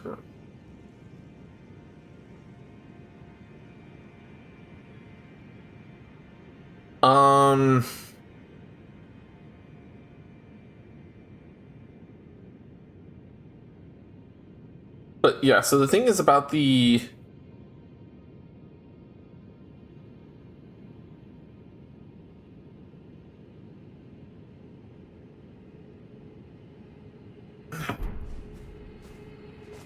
So, I'm sorry, let me get my thoughts in order. So, with that being said, now that we've beaten the Mimic, we can find the Mimic tier as a summon, right? But it requires a Stone Sword key because it's considered a legendary piece of equipment. And that's how they typically block off much of the Mimic tier, much of the best equipment in the game. Is by saying, hey, yeah, no, you kind of have to use Stone Sword keys. You know?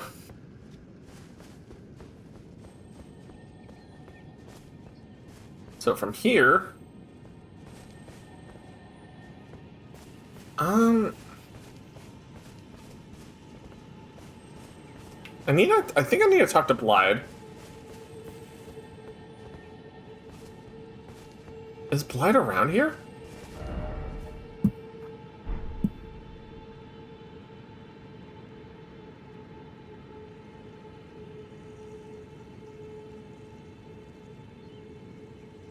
Um.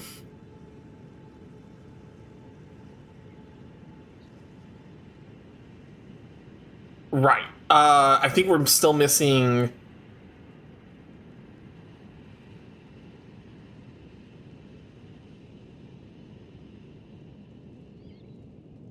Oh, right. We're looking for a specific item here. Okay, I'm kind of remembering my pathway through here.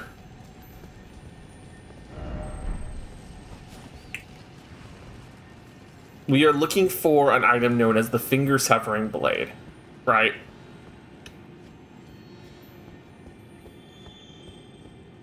Because it allows Ronnie to separate herself from the current divinity, because she is technically a demigod as well.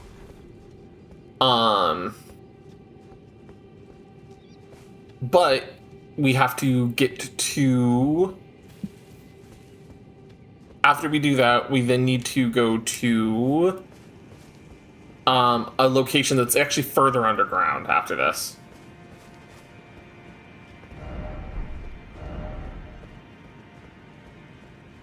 And this further underground point is known as the Einsel Riverwell.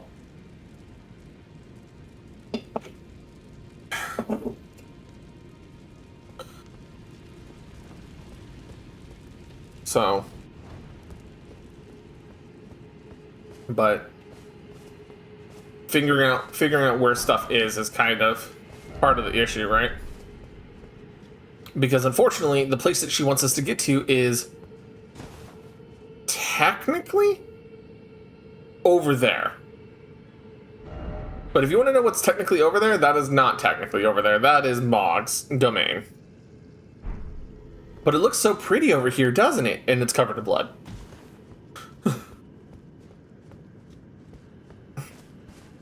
We're underground. But I did not... oh God.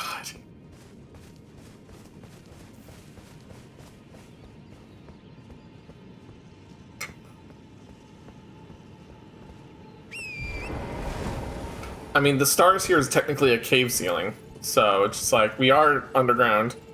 Secret tunnel. Oh yeah, no, Bobo, you're completely correct in that. This world is so structurally unsound that it's unbelievable that it still stays up. Like, politically unsound, structurally unsound, dynamically unsound. Right.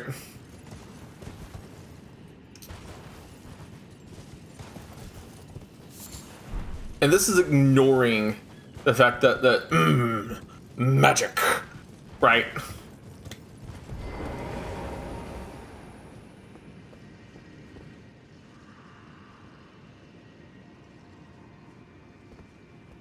Yes.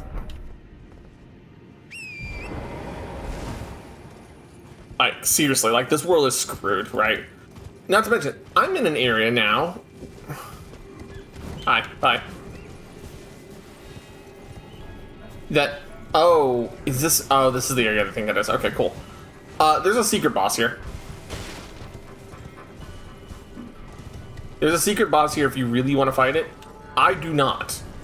I do not like fighting this boss. This boss fucking sucks. And you know what? It doesn't matter when I'm in his arena right now, because nothing will happen because I haven't done the trigger. This is the boss.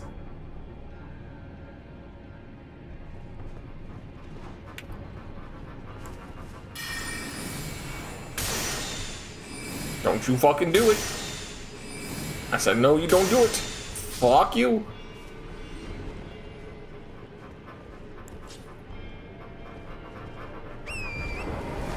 Yeah, no, genuinely, this is a boss right here. This boss is basically a ghost flame boss. That if you light all the flames at the special little temples, little spots around here, I'm not summoning the deer.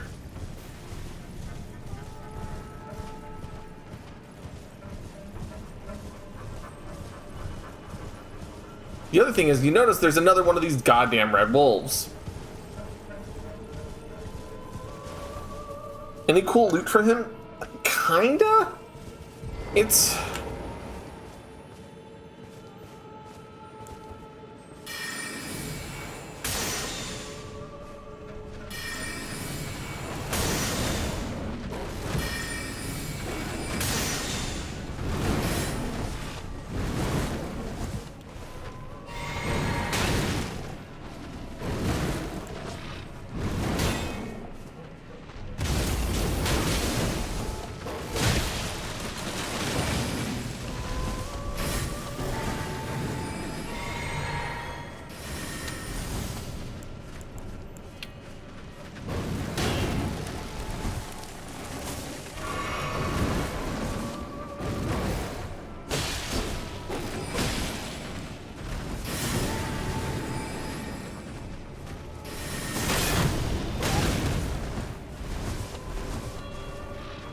I have to deal with this wolf, otherwise it's going to be a problem later.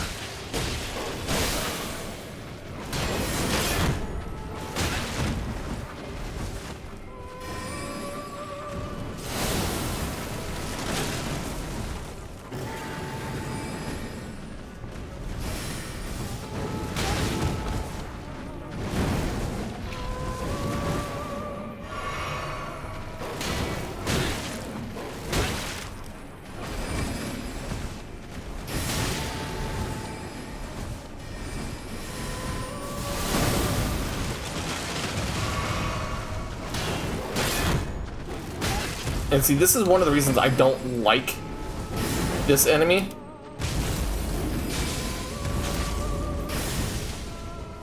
Is because you can't really protect against him in a way that matters.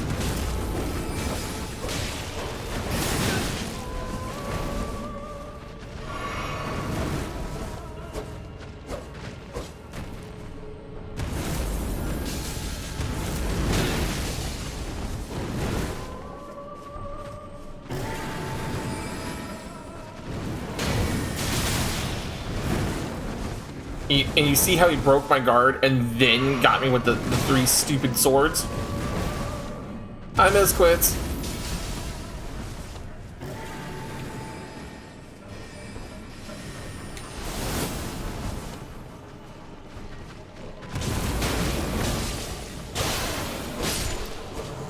There we go. And it only took all of my flasks.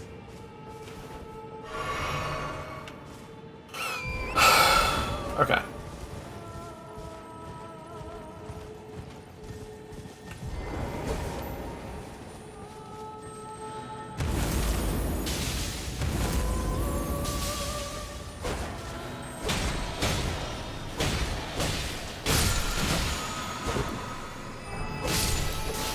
Enchanted shot. Okay, that was for a bow. That's kind of terrible.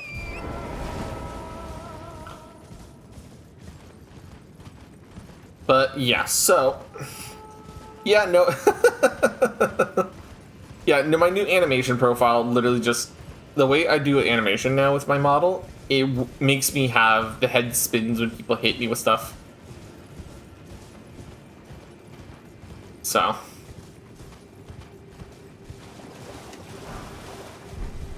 I'm just kind of sweeping through. I know there's a way to go in this area, and I'm trying to remember which direction that is.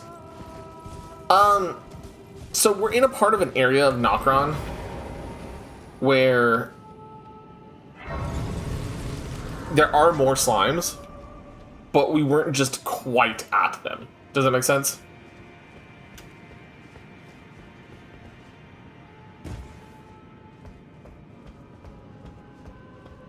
We're heading back into a part of Nokron where there's going to be more slimes.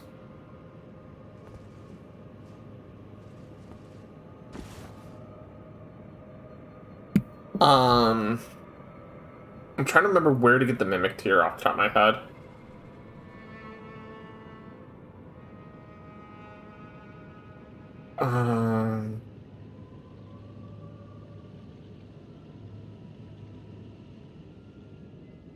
Right.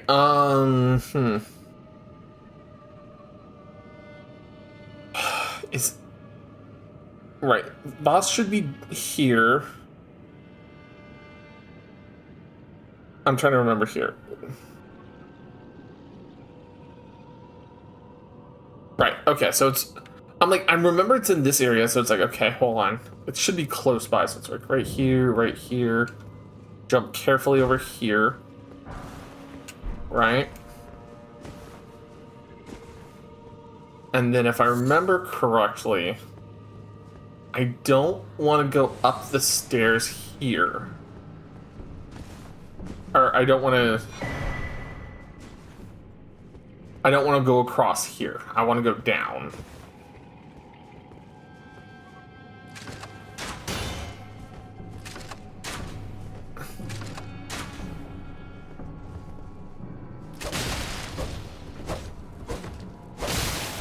Did you invade my world?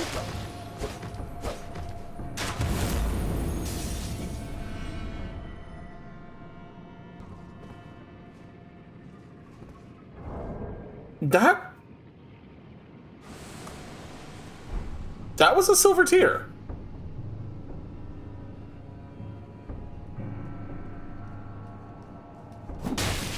Oh shit.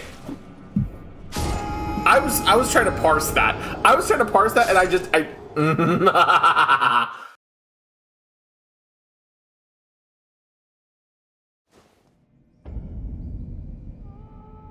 trying to wait a second. What, was I supposed to get the drop from that? Apparently not. All right.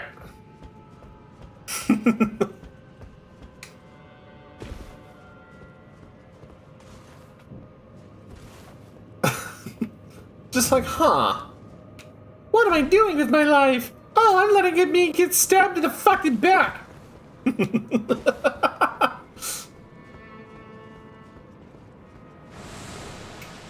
Alright, so they are just randomly spawning. Okay.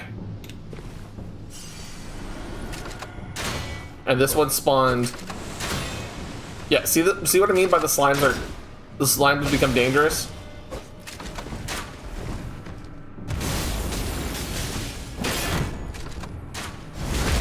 Really? Really?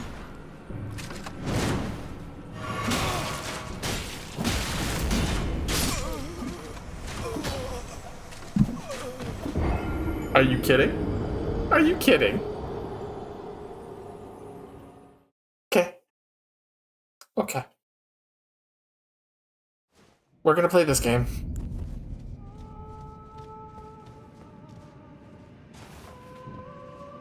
If you want to play the range stagger game, fine. We'll play the range stagger game.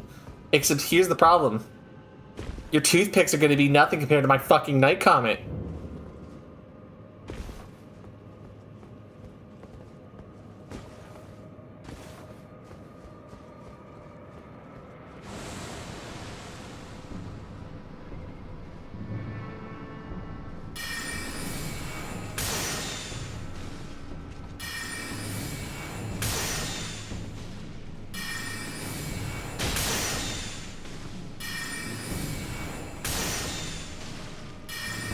Hey, Torres. Here you go. One down.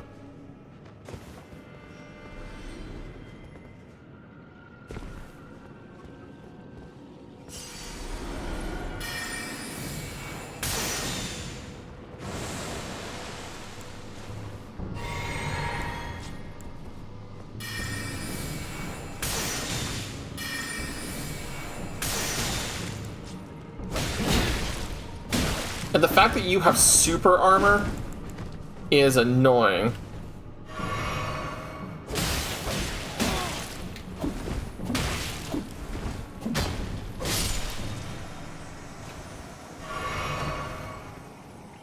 Oh, så denne. Alright.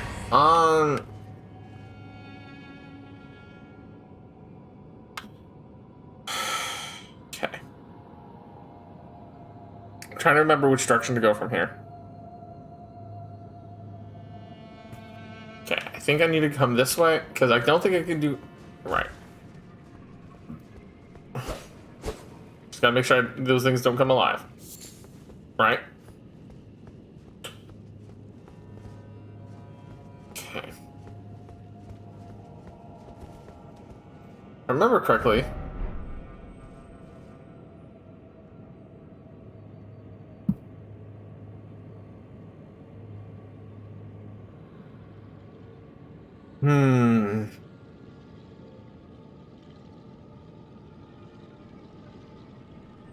Okay. I don't want to go that way. I think I want to go...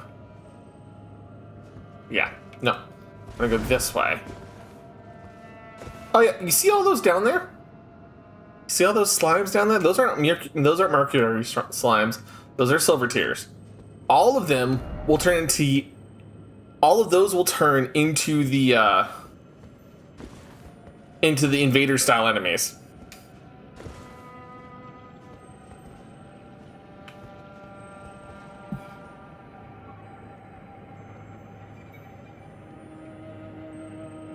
So it's just like, yeah. So as a result, gotta be careful. Can you shoot them from here? No, actually, I can't.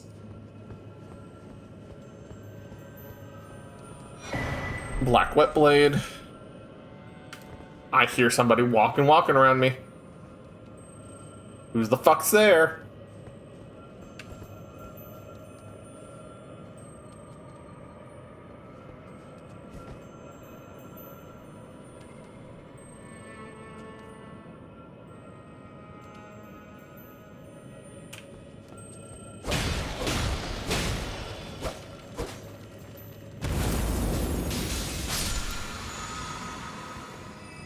Ah, here it is. This is what I was looking for.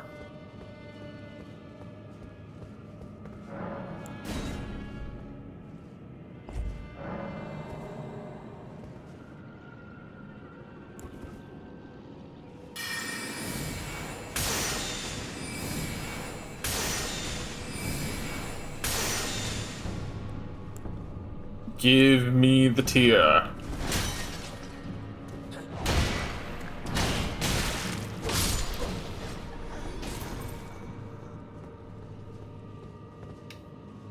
Gimme. Mimic tear ashes. Okay. Alright. I'm happy now.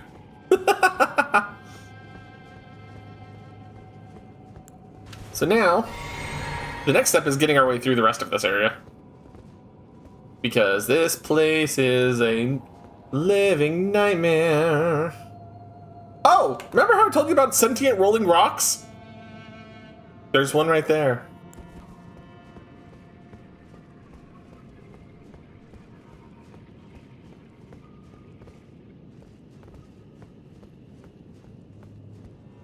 And I can't... I'm gonna try to snipe it.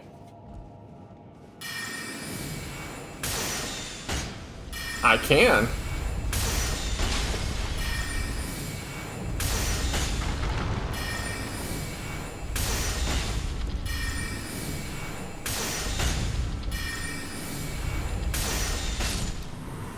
There we go.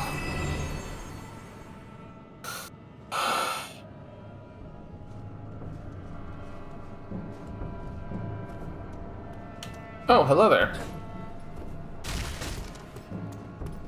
Hello there, madam. I don't want to use... Unless you're going to give me that knife to keep, do not bring your knife towards me.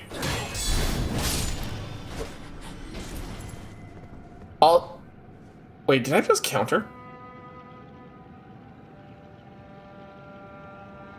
I've been able to counter this entire time.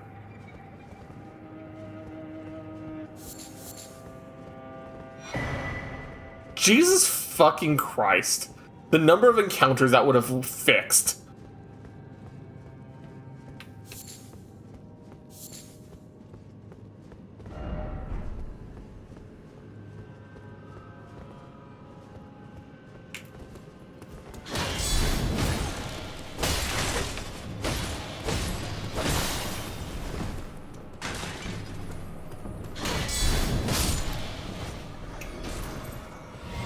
Oh, I'm so mad at myself, because that's easy as fuck to pull off.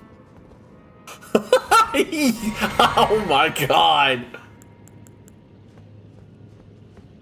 I have been playing this game specifically, off and on, for the better part of 3 years.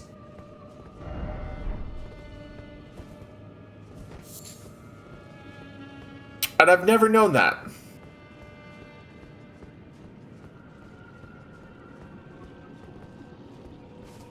I've never known you could do that.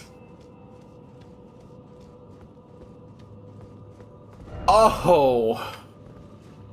Oh, I am, I didn't know that. That is annoying.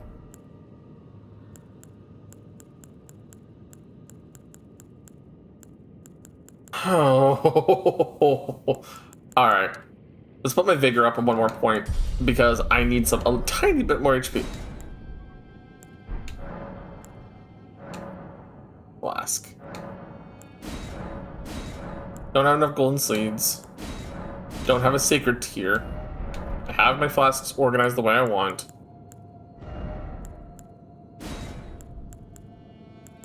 Let's have this spill into a 50-50 heal.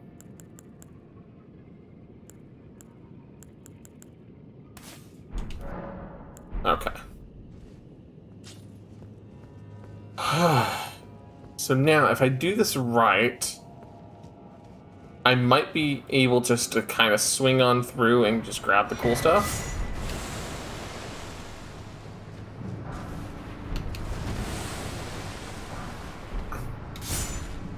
Yep.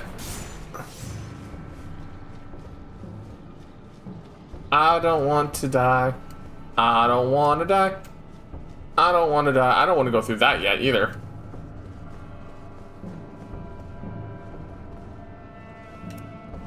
I think I need what's in this chest first. Finger Slayer Blade and the Great Ghost Glovewort. Cool. Is there anything else up here of note that I need before I take the teleporty thing? But yeah, no, I've been playing this game so long that just learning that little mechanic just now kind of annoys me. Because there's some of the fights that I blocked in. I could have completely just completely avoided, you know? And that takes me back here.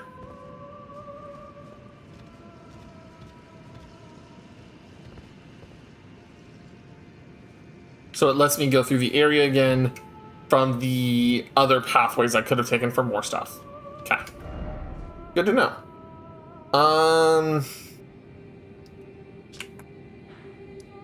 Let's go back and visit Ronnie.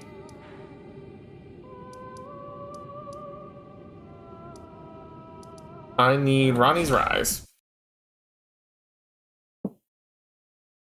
Hey, Ronnie, we found a sword for ya.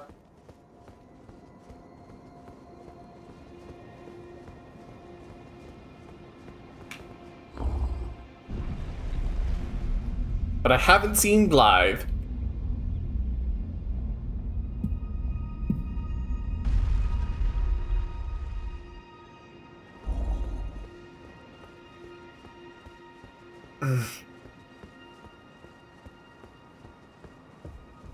Ronnie. Ah, it was thee, not Blythe it seemeth.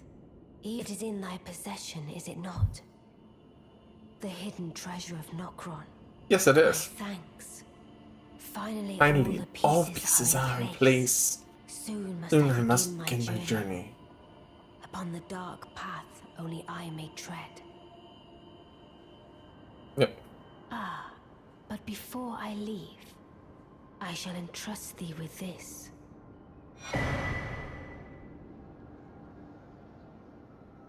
I forgot she's the one that gives you the stupid statue. My thanks for thy sterling efforts.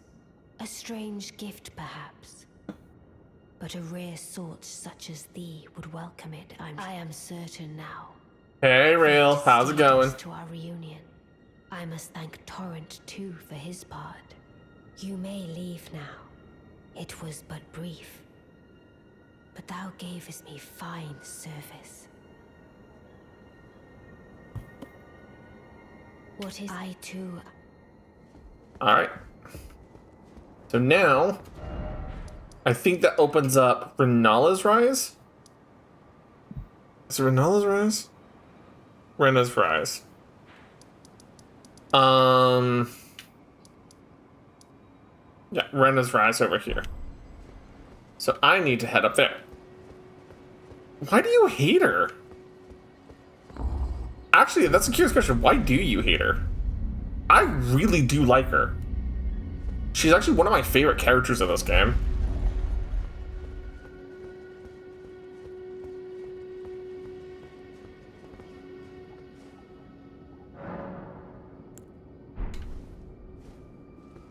You have a multitude of reasons? Okay, that's fair. All lore-based? Oh, okay. Okay.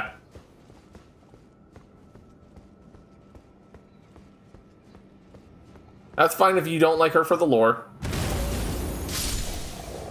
I understand some of her lore is bullshit.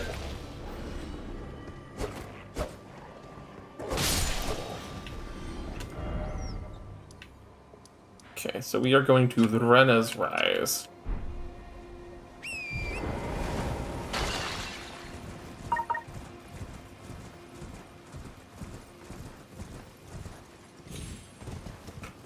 Hey, like, Rail, my friend. If you don't like her, that's fine. I like her.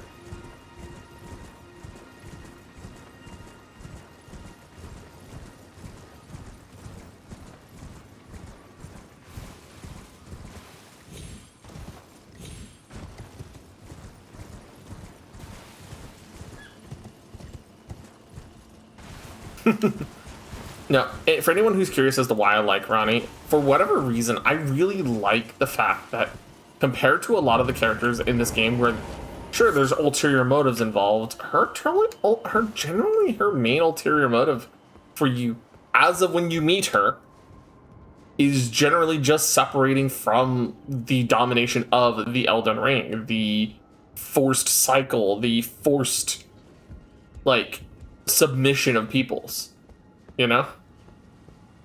It's not really all that...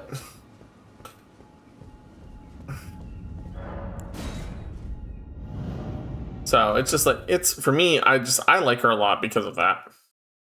I know not everybody likes them, you know?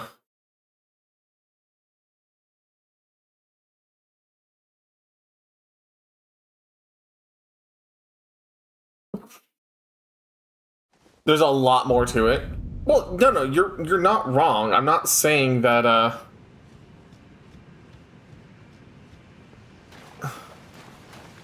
I'm not saying that she doesn't have things that she's done, by the way, mini wife. That's something I'm not disagreeing with you. There's so much that she, like, do we want to actually talk about the lore of her specifically? Because we can, right? You can enjoy your gold mask all you want. I love my era of stars.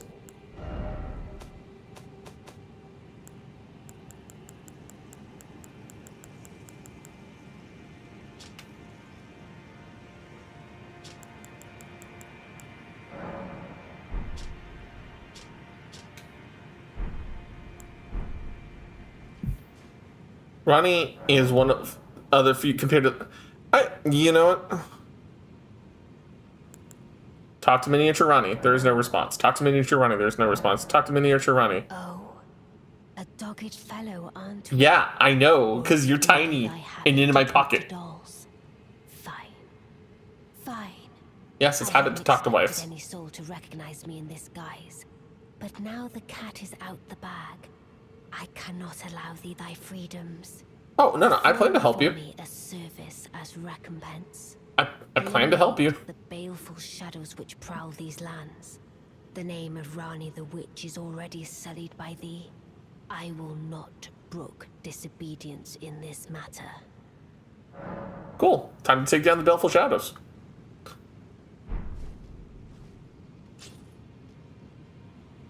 Trying to remember where all the Baleful Shadows are now.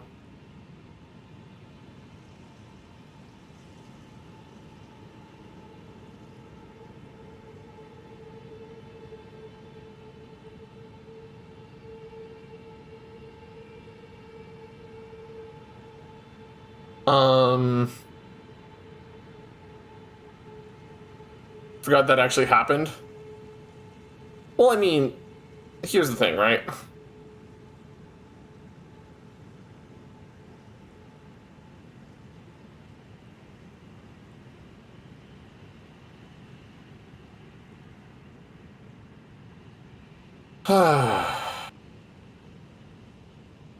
Yeah. One of the things is that with all of this in mind, right?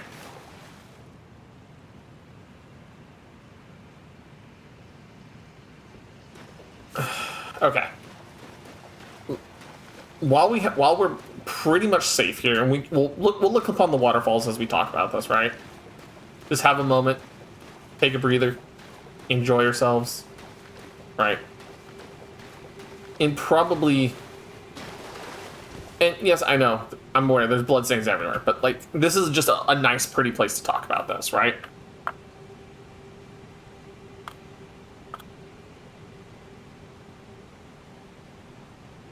If we want to talk about Ronnie, in the Gold Mask ending, you fix the problems the Golden has, kick out the other gods of the land, and actually make things better for people. I don't agree with that. I feel like the Gold Mask ending is just putting a bandage on the problem akin to Dark Souls 1, and then kicking the problem down the road for the next generation of gods. You know?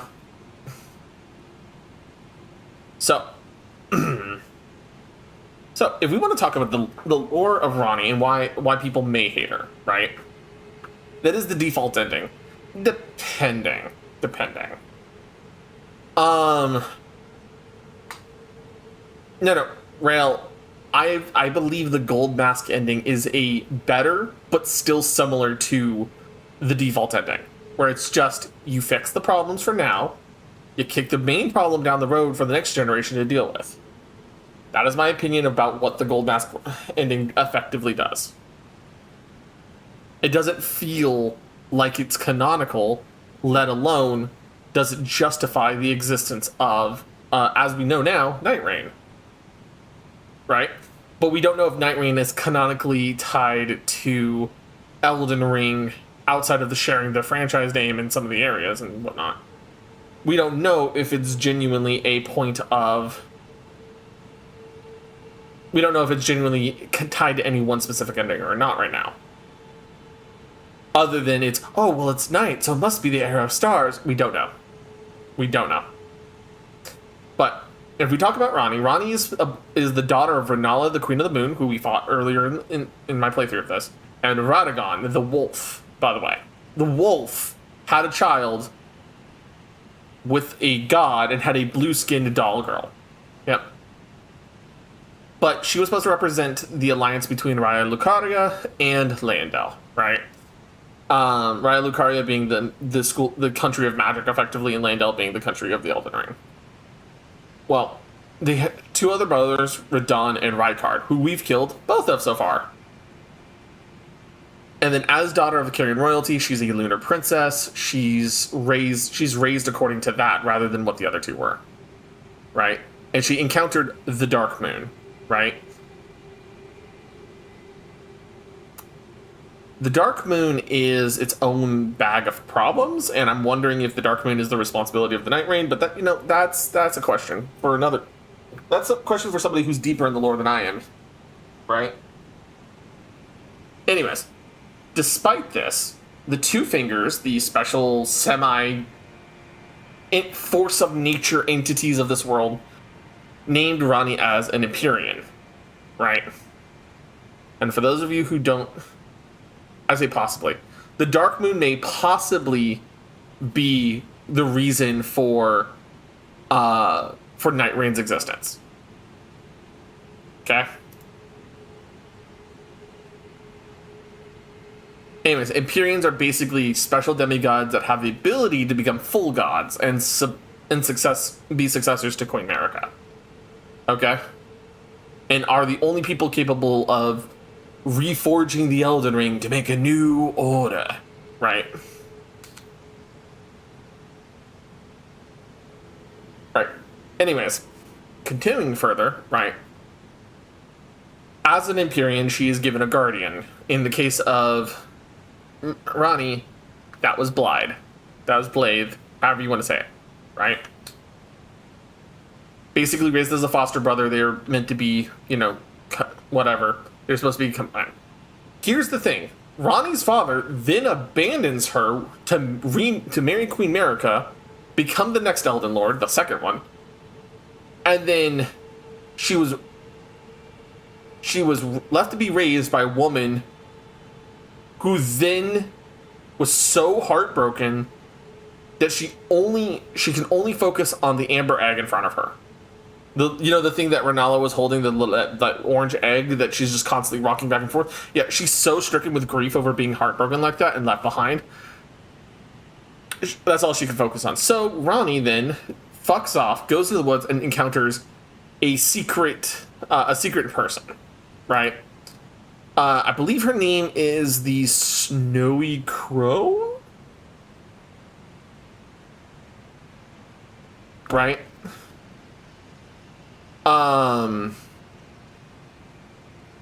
Anyways, she basically teaches, she teaches Ranni how to use cold-based sorceries such as the Dark Moon and all of that, right? And becomes this a symbol of Ranni's power. And then she leads the Knight of Black Knives, right? Knight of Black Knives is basically where she basically says, I don't want to be a puppet for the greater will, which is the thing behind the two fingers. Steals part of the Rune of Death from Malekith, who we also know as Garank, by the way. Imbues it into the blades of the Newman assassins, which sometimes we know called Black Knives, right? Gave it to a fragment of it to her brother as a last resort, and so that way he could kill Malekith if possible, right? When does your playthrough of Ordeal Call 1? I've already started playing through it. I haven't done a lot in it, but I started it.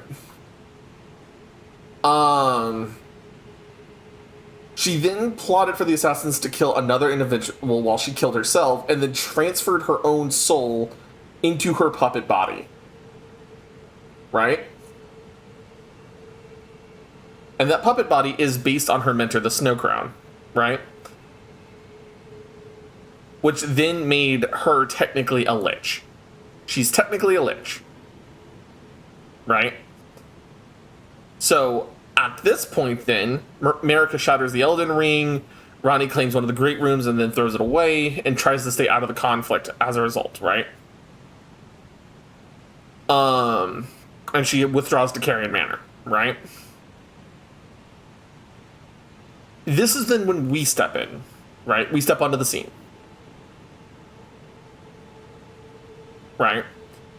She shows up, gives us the Spirit Calling Bell and the Lone Wolf Ashes, and gives us access to Torrent. Right? Kind of gives us access to Torrent. Right? We then meet her at the Rise. She asks us to help find a way into Nokron, the Eternal City, and claim its treasure, a weapon capable of slaying the two fingers who have chosen our Empyrean. However, to get there, we kill Radahn, and then, we kill Radahn, get the Finger Slayer Blade, and then we end up here. This is where her story is right now. So if we really talk about what did Ranni do wrong that would justify someone being mad, she left her mother to grieve and not be constantly trapped in the sadness or be experimented on. She went to learn basically dark magic, in a sense, right? She then said, hey, I'm going to fragment the Rune of Death to then ensure that, we could kill other demigods, right? which then kills a couple of others. And then goes, I don't want to deal with the greater will. I think the greater will is bullshit. After that point, Marika breaks the Elden Ring, and Arani's like, I don't deal with that. I'm hiding up in my house. I'm a lich now. I don't give a fuck. And she has her agents trying to help her find ways to get rid of the greater will. And then you show up. So really, what did she do to justify people being mad? Well, the thing that people get mad about the most is generally the fact that she killed Godwin. Her actions killed Godwin the Golden.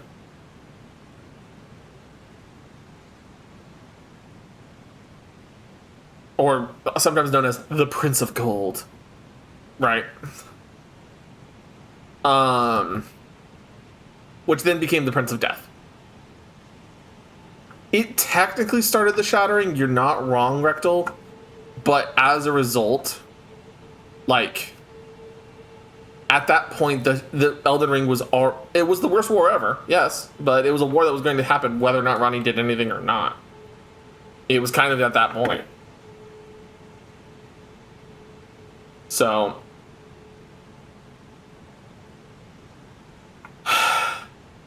either way, it's like you have the situation where Ronnie, technically, all Ronnie did was accelerate the timeline. Because it was going to come up to a point where Godwin was going to die by someone. Not necessarily her, but by someone. And Marika was going to end up shattering the Elden Ring over it.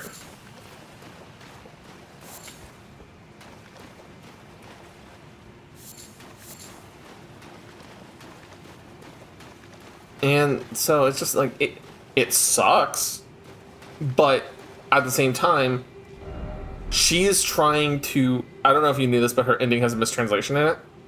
I'm pretty sure I'm aware of the mistranslation. I'm just...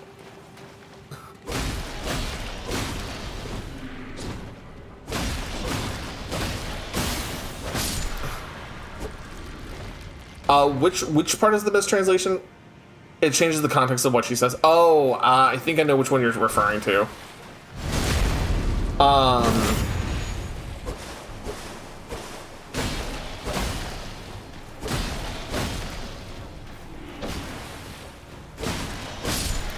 Give me a second. Let me get out of combat so I can actually formulate my thoughts. Right.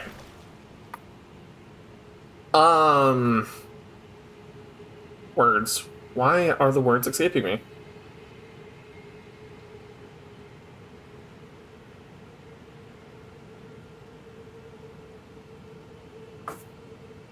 I think that you mean the one where she makes her swear, where it's like, in English, I think it's, I swear to every living being and every soul, now begins the era of stars.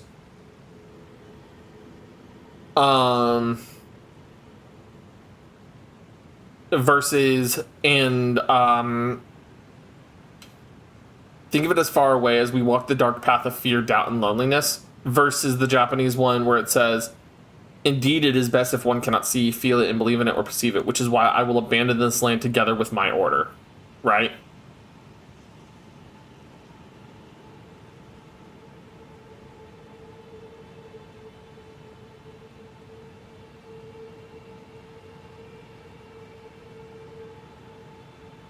Yeah.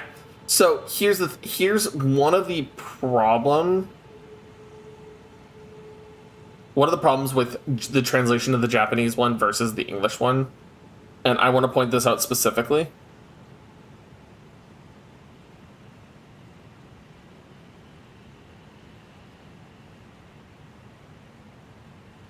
There is a couple different canonical Japanese translations, depending on the meanings that you extract from it, right? The English translation makes it much more like Dark Souls 1's Age of Dark ending, where it, right? Hey, Lord Dragonic, right? And I'll have to fix... Let me fix my camera.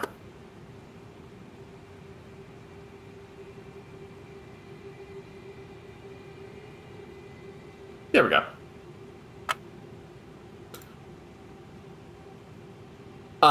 So one of the problems, the thing is that she, in her English one, she basically says, "Hey, I'm gonna snuff the world," right?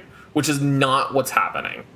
Instead, in the Japanese version, she's saying she's going to leave these lands behind and take her power to another location where it will be more effective and more reasoned with. Right?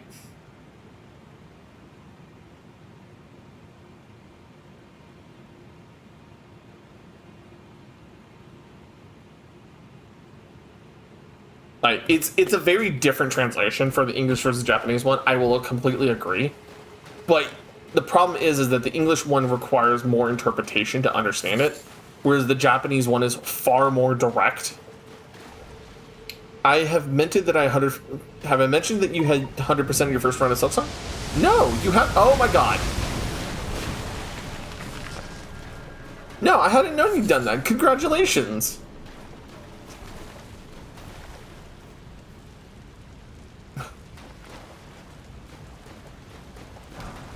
I forgot about this fucking idiot.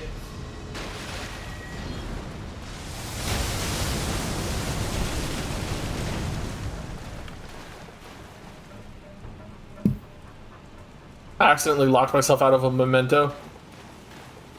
So the ending has her abandon all the suffering people. I don't think it's so much that she's abandoning them based on how it's translated. Because even when she says it, she is going to enwrap everybody with the chill of night, which is her Age of Stars.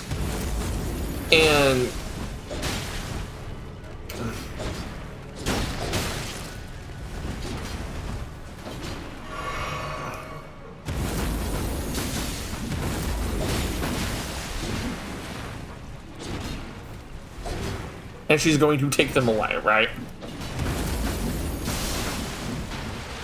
Like I said, she's definitely one that needs a little bit more context given to her actual, like, psyche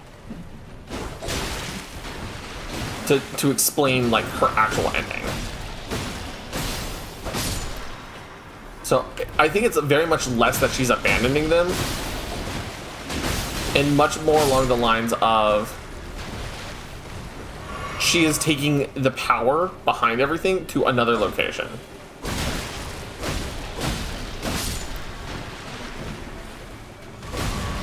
Yep. Yep, there you go, Dragonic. Thank you. So she's like I said, Ronnie to me feels like probably the best option because it removes the power of the lands between and the remnant scars from molding the future.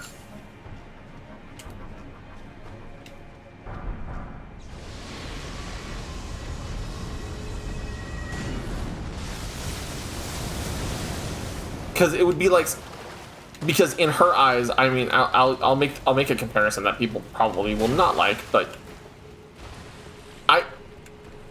to say her knight would not be kind to people is to say, like, it's to basically say that she doesn't have mercy for those who like those who do not believe in night do not deserve mercy is not what she's saying, right? That's actually how the Golden Order used to run.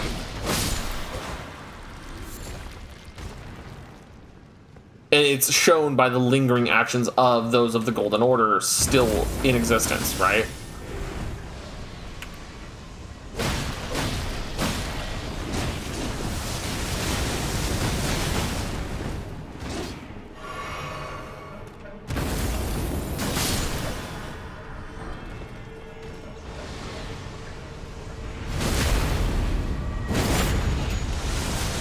Will you stop it?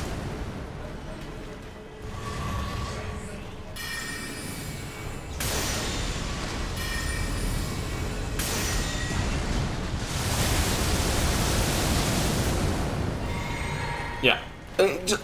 the thing is, I can understand why people may not like Ronnie, because they can directly point to her as the reason for the problems of the Elden Ring shattering.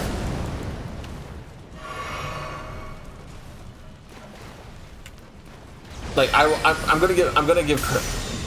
The Golden Mask Ending cuts off all the gods of America, and then it includes all the outer gods, which very well is one of.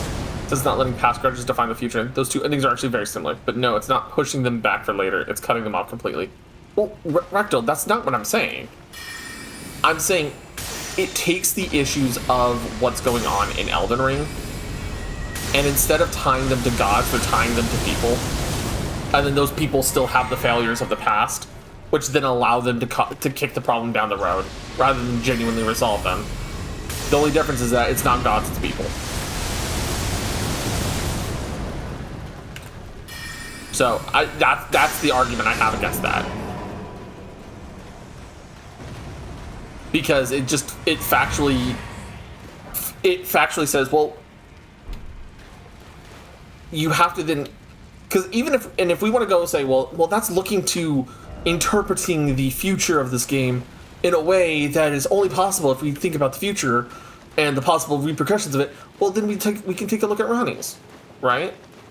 I mean, go, Ronnie's is pretty bad too if you really want to.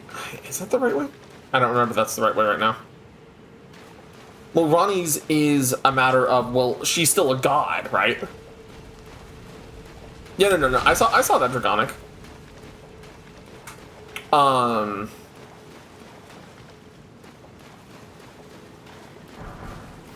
And we can use the same like argument and we can use the same argument that Ronnie's is just taking the problems upon herself and changing the context of Elden Ring to Age of Night. But in that same vein, right? There's not a separation between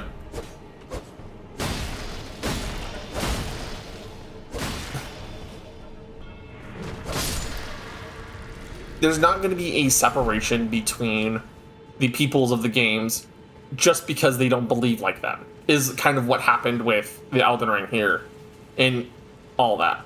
Because if we talk about like the Godslayers were basically told, go get fucked, right?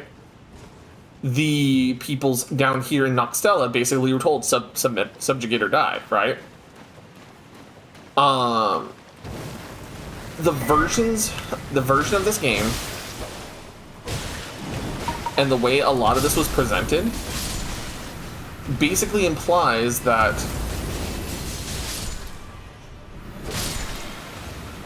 any attempt to resolve the issue without a complete remake of the world is pointless.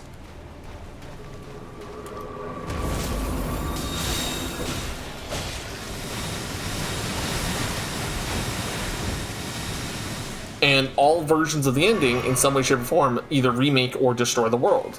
The only one I think that does that, that just is a full destruction, I think, is the, oh, that's madness. That's madness.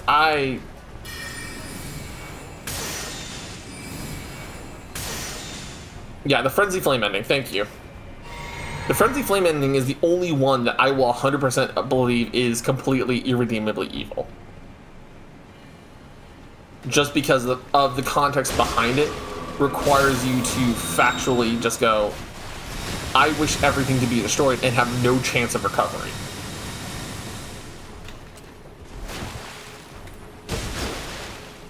And I don't agree with that.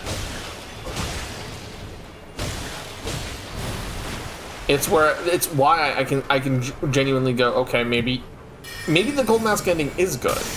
But I would need to see direct evidence of the Gold Mask ending continuing to be good beyond that, right? And it may be in the same vein for you, Rectal, as saying, hey, yeah, the Gold Mask ending, the Ranni Knight of Stars ending, needs more proof of being good to be viable. You know?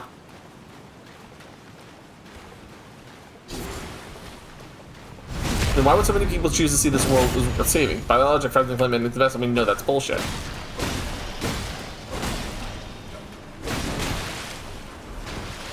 See, and that's the thing, right? we all can recognize that this world, any sentient life is worth saving. I say sentient, right? We can recognize that there should be problems that can be resolved, right? But we all have different thoughts of the how, right?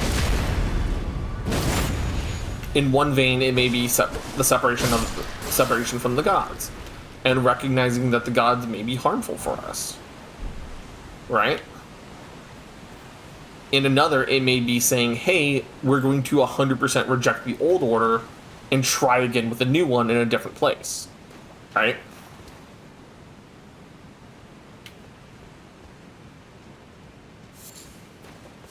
It's trying to be able to, it's, in this case, it's one of those things of the endings allow for us to express our perspective.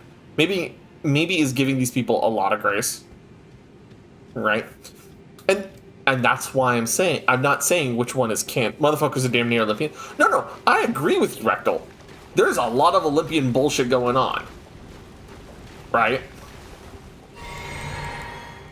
But I will also say that not all the Olympians were actually bad. Not all the Norse gods were evil, right?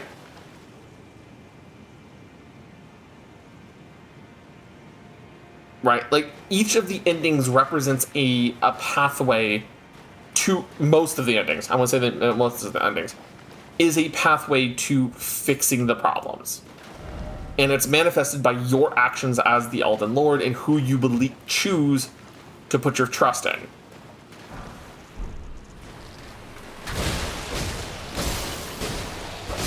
Like, if we want to talk about like good Olympian gods, Hades is a good example. Persephone is a great example. Even Demeter, who in her fit of like, oh my god, my poor baby, decided to give us winter, right? And be super depresso while Persephone's in the underworld, making us have winter and having the seasons. Hestia, the goddess of the hearth. Hephaestus as the forge man, right? So many of these gods were good people, right?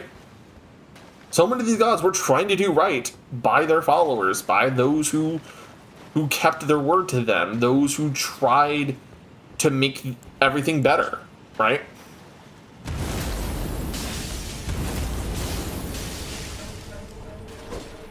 It's a matter of, if we look at this with the ability to open perspectives, like the idea of the different endings is supposed to represent our agency as a player, choosing who we trust to fix this world in a way that will be not as bad as what came before, right? And so that's why I'm like, I don't believe in Hades. Is even about what causing it was fair about not looking at your wife until you leave, trying to take his wife, have a chair, sit there, right? Like, and see, that's motherfucking shield ants. Okay.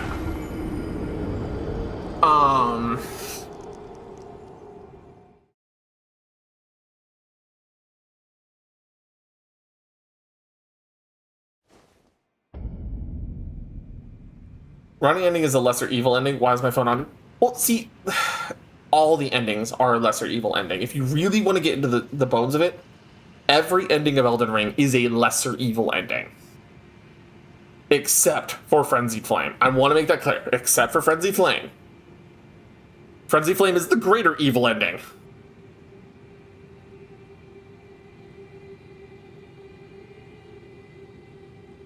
Like, I'm gonna be 100% bizarre. Right, so here's the thing, right?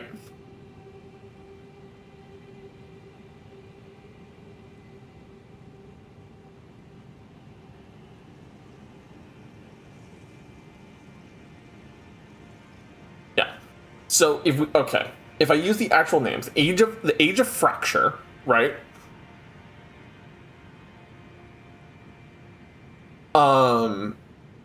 It's the default ending, right? Just chooses the men, the Elden Ring, become the Elden Lord. Okay? The Age of the Duskborn, which is the Fia's ending.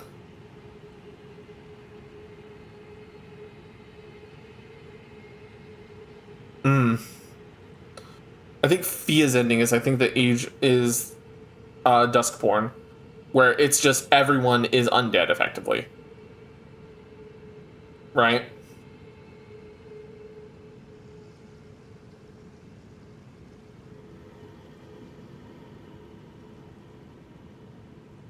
And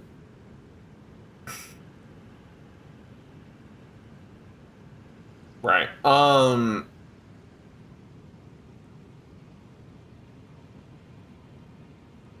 Okay, so the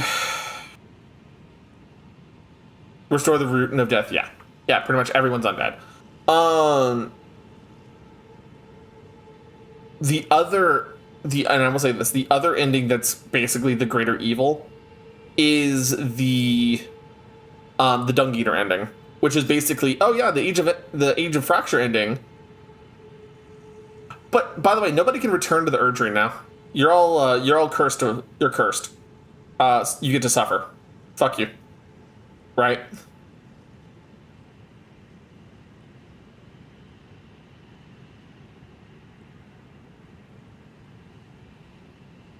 So, okay, to quote Dung Eater during and Dung Eater, who is the guy who causes this, right?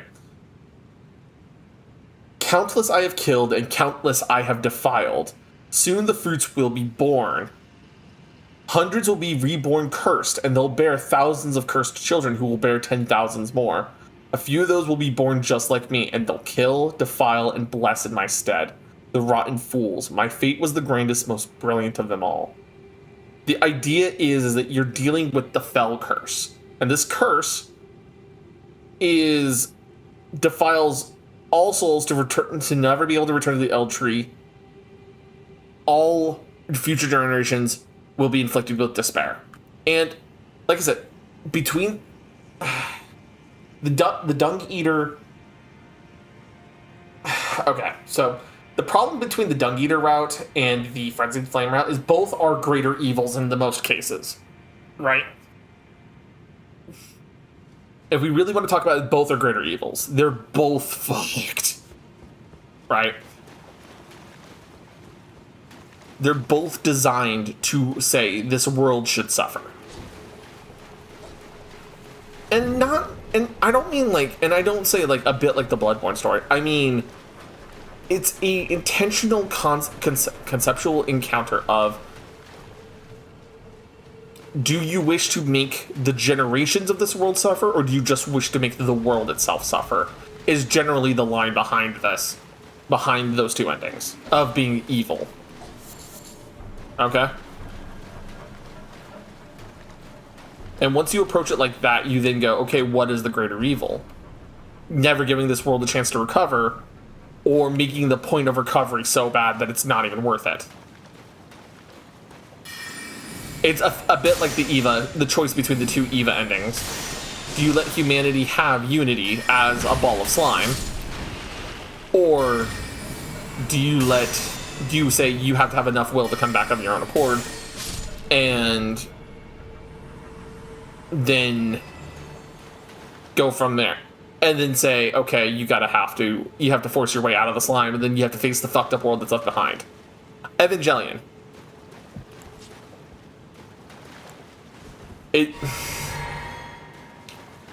Your rating, purely your opinion.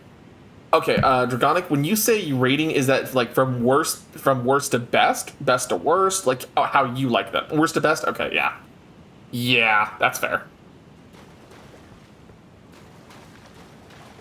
Yeah.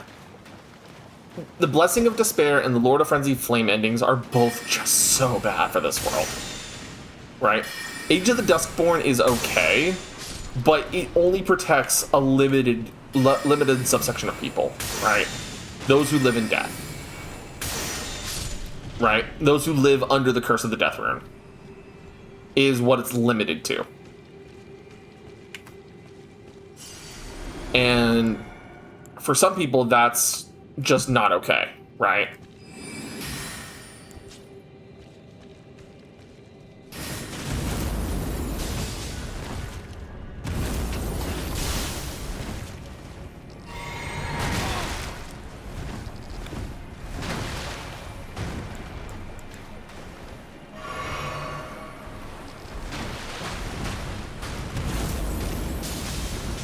Yeah, the Age of Fracture is just the status quo.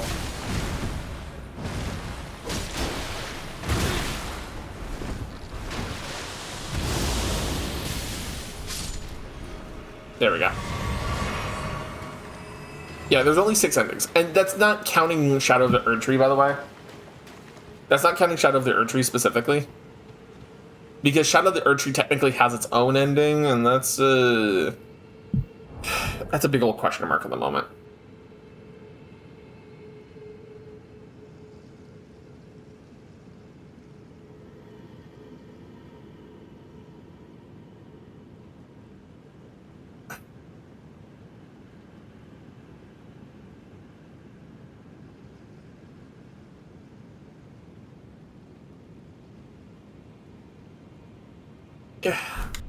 I'm just gonna say in the summary, you become the consort to the land of shadow, and you basically damn the world to be in the shadow of the world.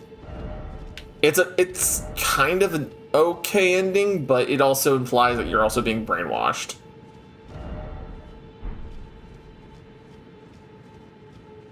It's not a great point in the story.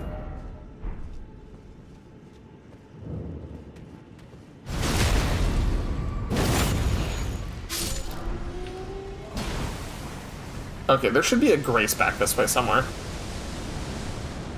But yeah, no. So as a result, you have to look at this very... You have to look at basically the story of the game with a little bit more criticality, because to approach it from any other perspective, Lands Between are a fucked up wobbly table where some people have to sit on chairs and some on the floor. Gold Mask makes the table stop wobbling, patches up the splinters and get everyone to see. Randy goes to look for a better table. That's a pretty fair way to approach it. Gold Mask tries to fix the table as is, but it's going to take time. Ronnie goes to replace the table in a way that will make it faster for everybody to sit at it. It's both are agreeably good ways to go about it, right? But each of them have value in one way or another. It's just the okay. So I can kind of stop circling about this. The Gold Mask ending and the Age of Stars ending are generally considered the two best endings.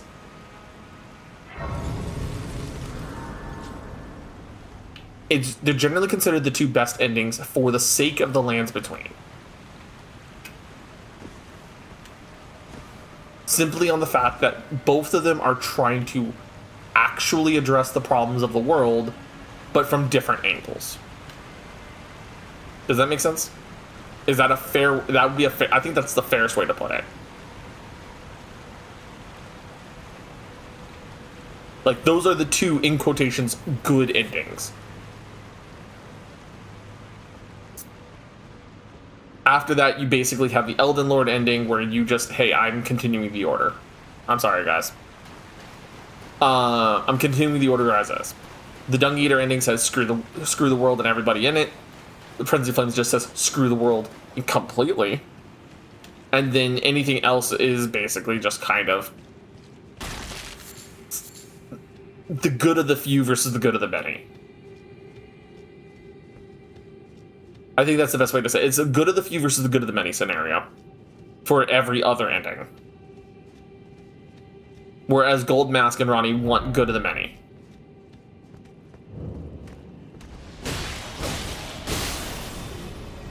Where are these baleful shadows? How are you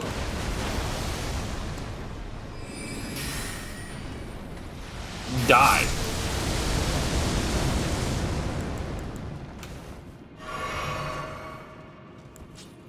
Yeah.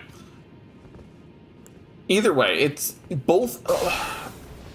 It's one of the reasons why I really do like how Elden Ring approaches a lot of its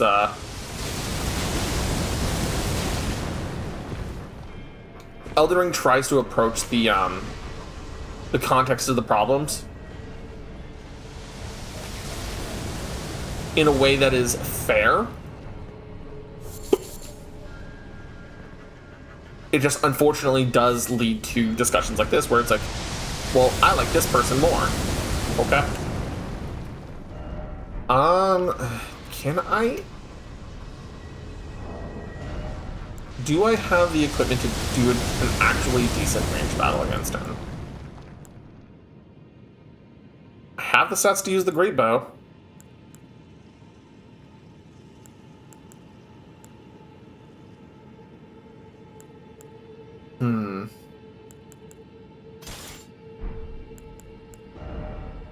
But do I have enough great arrows to matter?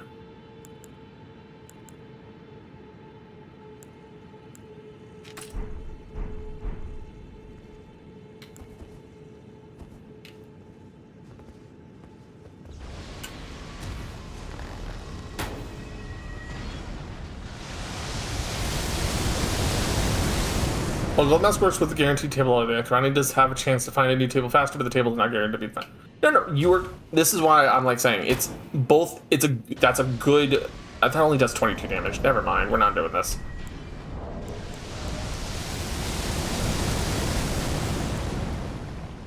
Am I? I feel like I need to go down there, but I have to deal with this.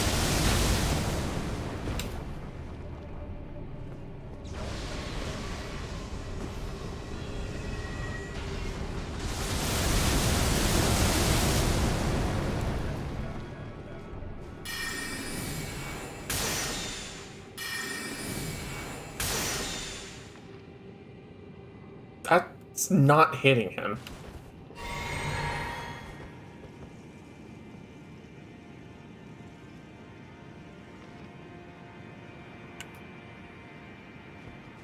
Yeah.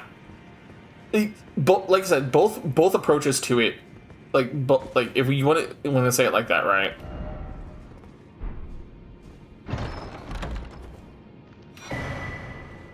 Oh, the Wing of Estelle. But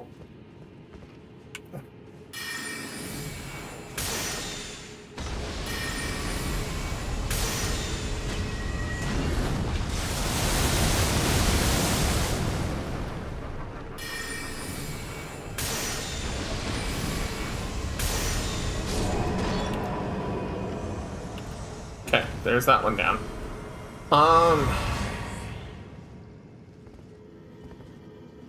Where's the beautiful?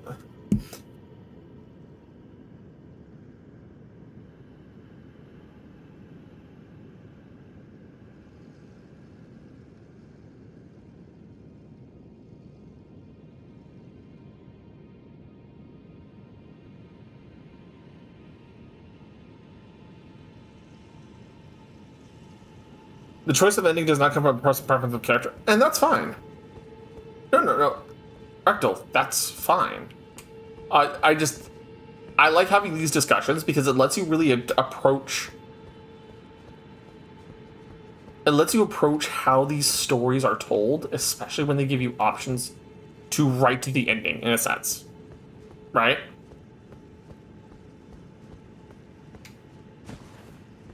Because without discussing these, right? Sometimes people just don't talk about it, right? And sometimes people get mad for no reason. And I fucked up.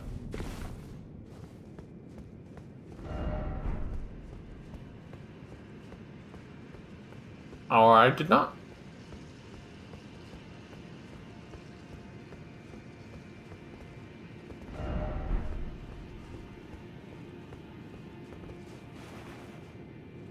Mm-hmm.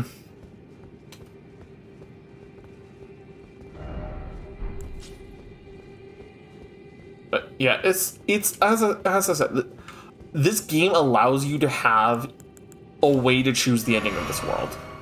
And each one basically says, if you don't want to just continue the problem, you have to show us how you would fix it.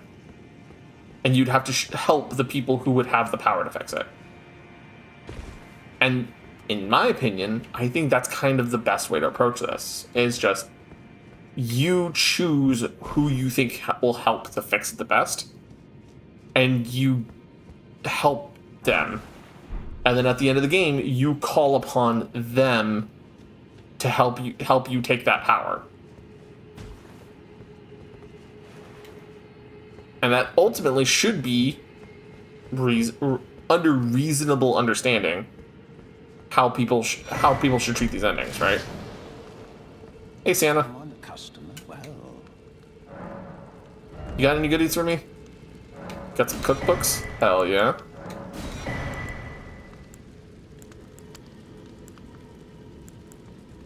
But you really don't have a whole lot for me otherwise.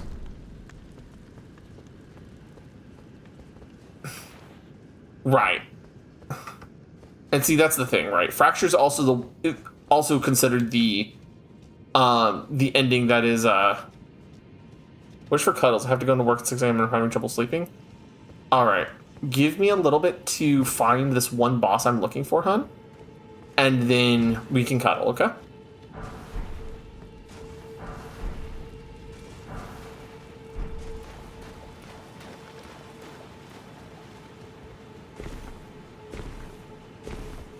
Hello there, Golden Nova Yu-Gi-Oh! How's it going, guys?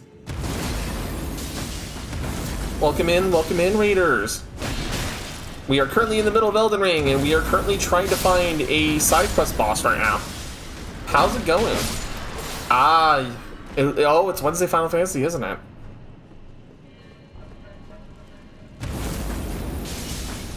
Yeah, I bought my subscription, so I haven't. Ow. Yeah. We're looking, and we're talking about the lore of the lore for the endings of this game, just because it's been a few years. We've been talking about like the ethics of it, because it is a story that has, each ending has ethical implications. So that's kind of where our conversation has been. Okay, keep stomping.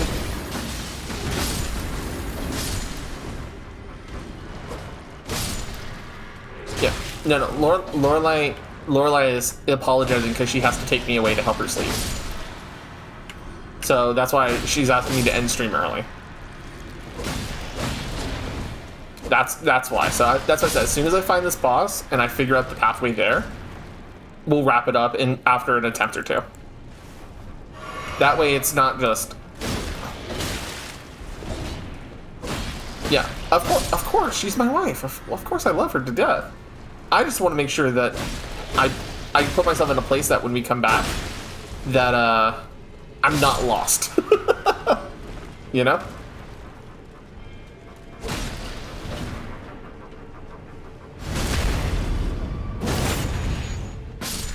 I'm always lost. You were correct. I am directionally challenged. I live in the Feywild where things were just like you think about a place and you go there. Like, unfortunately, that is a norm for me. Well, see, the thing is, the human world doesn't shift constantly and doesn't have like multiple layers of elevation that you have to constantly account for while you're dealing with people stabbing you in the face.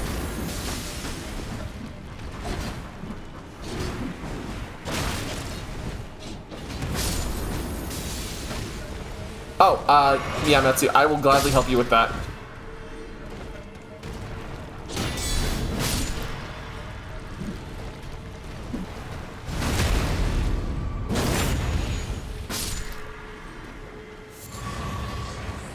Okay. Am I in the right spot? This part feels like a sudden trap. I grab the stuff and I run. I am in Ansel River Basin right now.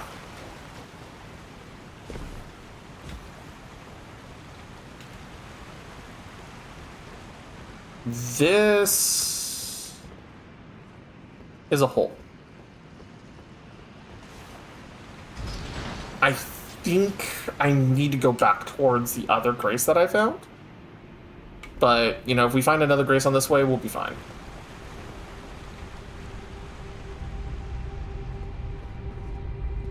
Is it coming up? It's coming. Oh, wait.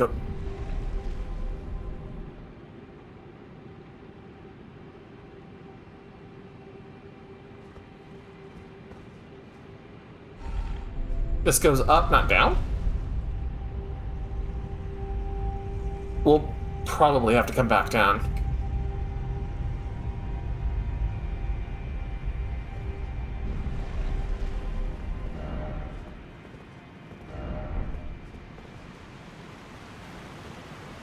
Okay.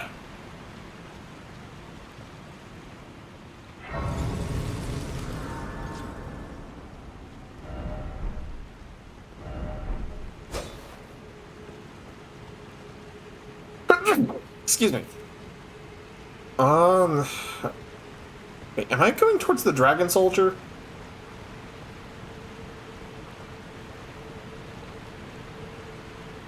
This is the Dragon Soldier, isn't it?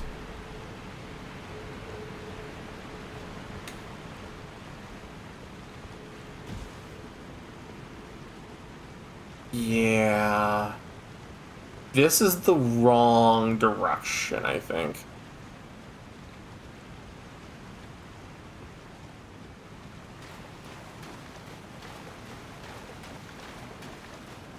Oh, no. Railgun? I completely agree with you with that. Unfortunately for me, I've never been able to find Gold Mask in a run.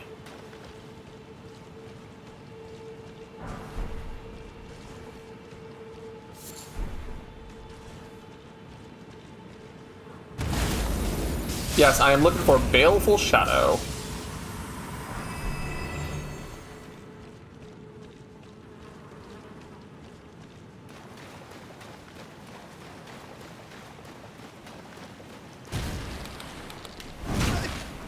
Oh, I got grabbed. I'm being fed to the ants.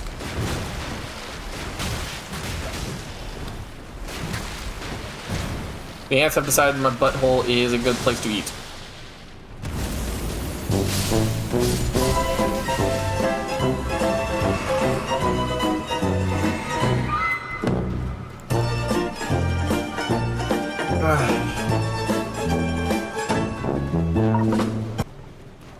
Yeah, see, like I said, I've never been able to find Gold Mask myself. So... No, I almost died, though.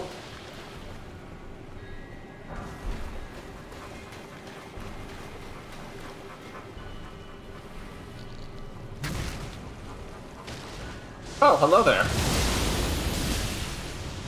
Oh, hello there.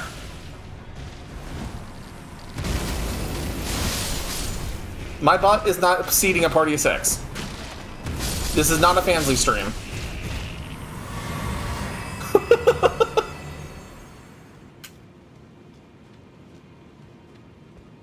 Okay. Okay.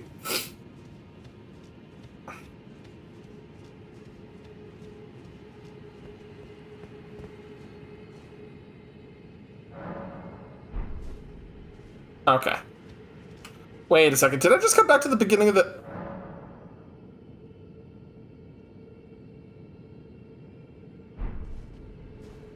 I've had this grace unlocked this entire time. Okay.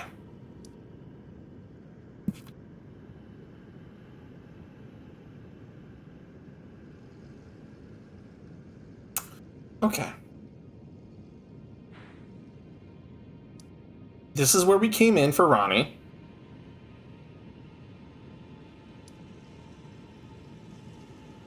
This is where the Winged Estelle guy is, right here.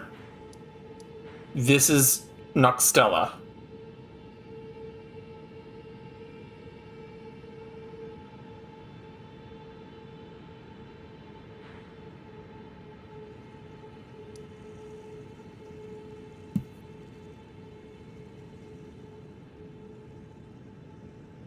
See the small path of water? This tiny little one right here? Okay.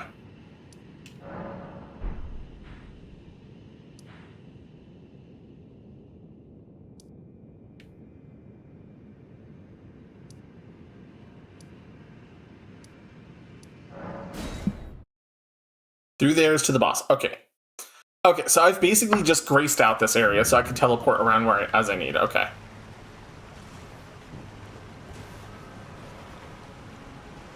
Alright. Oh. Okay, so I should be able to walk around the bottom of this area to get there then? Instead of going through the top where all of the... Don't get me wrong, I probably will come through the top area for this. But that leads to the Lake of Rot. Don't I need to go there for part of the quests?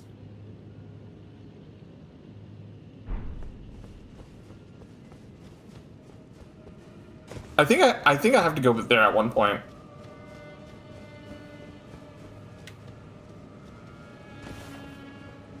Oh yeah, remember I said there's some of these slimes that explode? Here they are.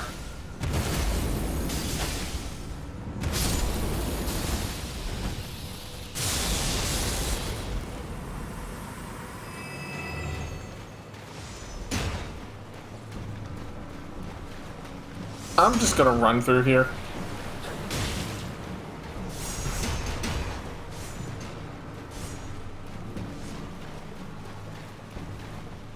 Okay.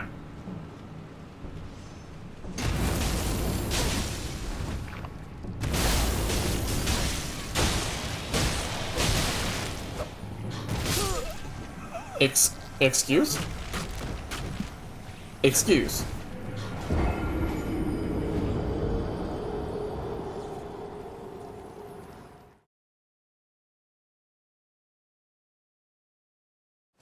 Excuse me, game.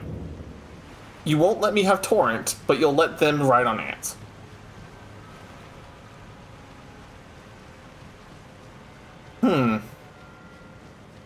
Alright. Well. Yeah. I can't remember if I have to go to the Lake of Rot, though. I think I do, because I think I have to fight Estelle.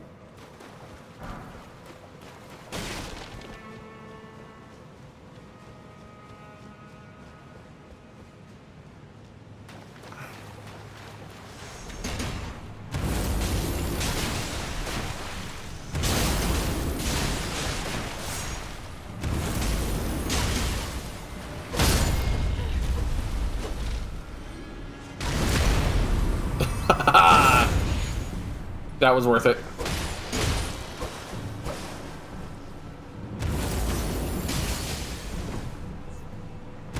Yeah. I'll catch you.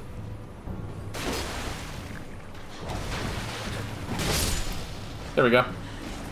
And now I got the slime swarm coming at me. Dude, this Hoarfrost stop is just so good. I never really used Ashes of War last time I played through this game.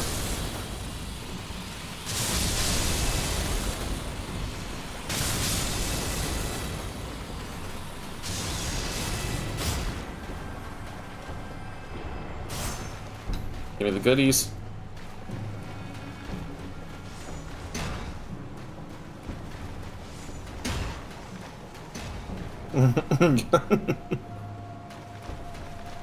Okay. So now, get to a point where I'm mostly safe.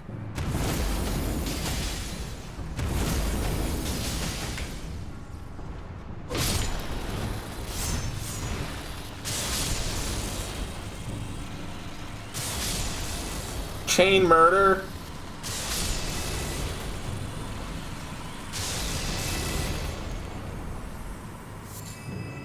Silver tier husks. Oh yeah, that looks like the dragon soldier down there.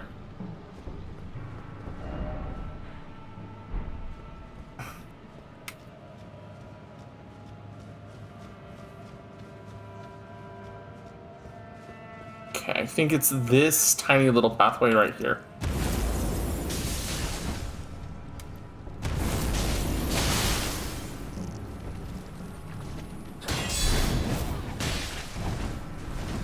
Nope, heal.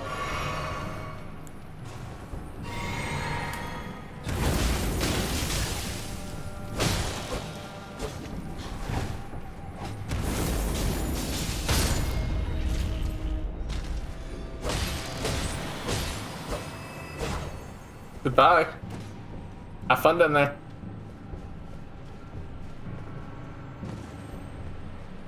I think, is this... It's not this one, is it? Okay.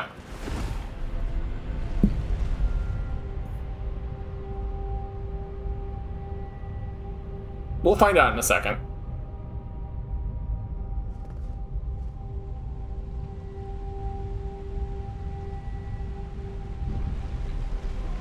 No, it took me downward.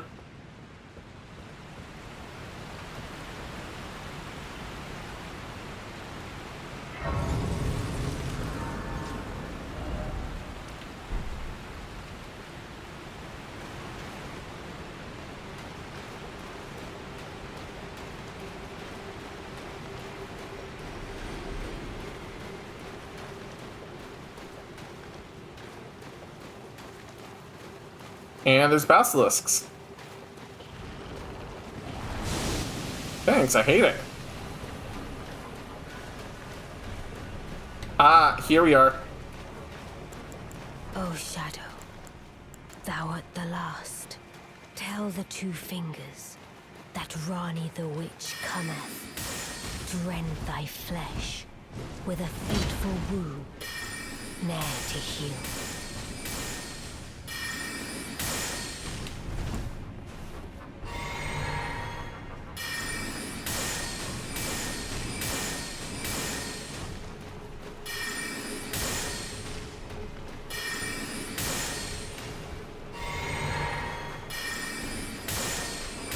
You just full healed, you bastard.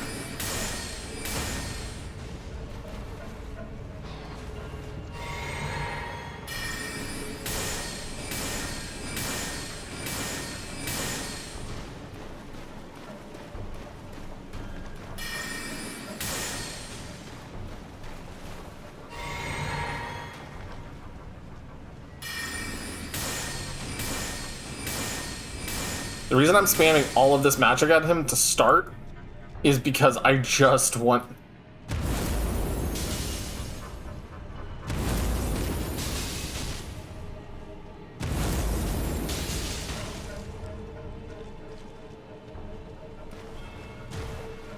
Right? Oh...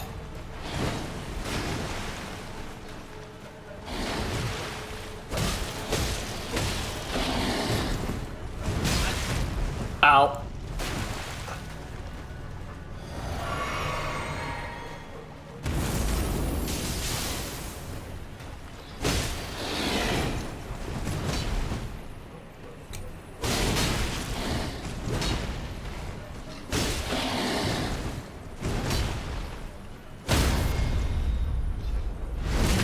Goodbye, Blave. My thanks. It was more of a challenge than I envisioned. Now I can finally stand before them. This is farewell, my dear. Tell Blythe and Iji I love them. The discarded palace key.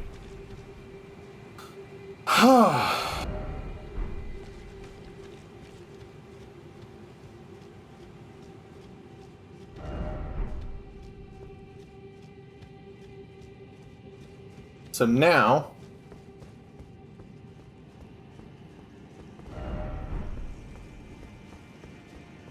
I believe...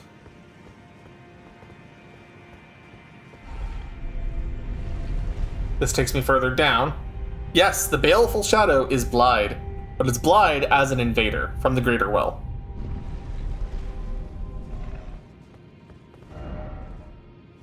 Time for rot. Oh, time for rot. And with that...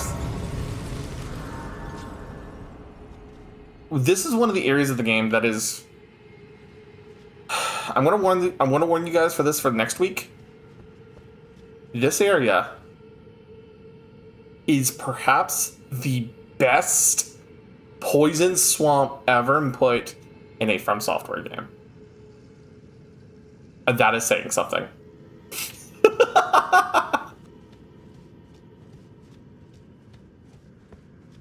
So, what I'm going to do is we're going to go find something to go raid.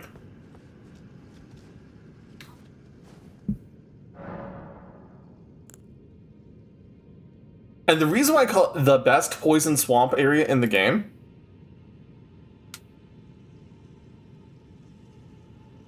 is primarily because it's not full of bullshit.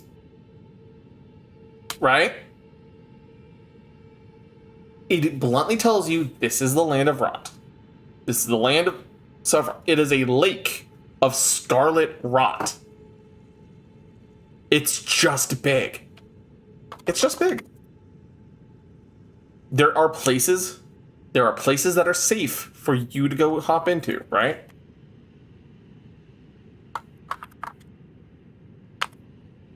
There are places that are safe for you to stand in. There are places for you to recover. There are spells available at this point of the game where you can just cleanse yourself of rot. And they're cheap as fuck to cast. And they're cheap as fuck for you to train for. It's no joke. In this game, one of the best places, the best you're prepared for. So, anyways, we're gonna go raid Professor Wisty because Professor Wisteria, it is her birthday today. It's her birthday, everybody. We need to go wish her happy birthday with a happy birthday raid. So, thank you all guys for coming. We will see you tomorrow for our modded Minecraft. Hi, QB. We're about to head out. I'm sorry. But we're going to go say happy birthday to one of our best friends. We will see you guys all tomorrow. Have a good night, everyone.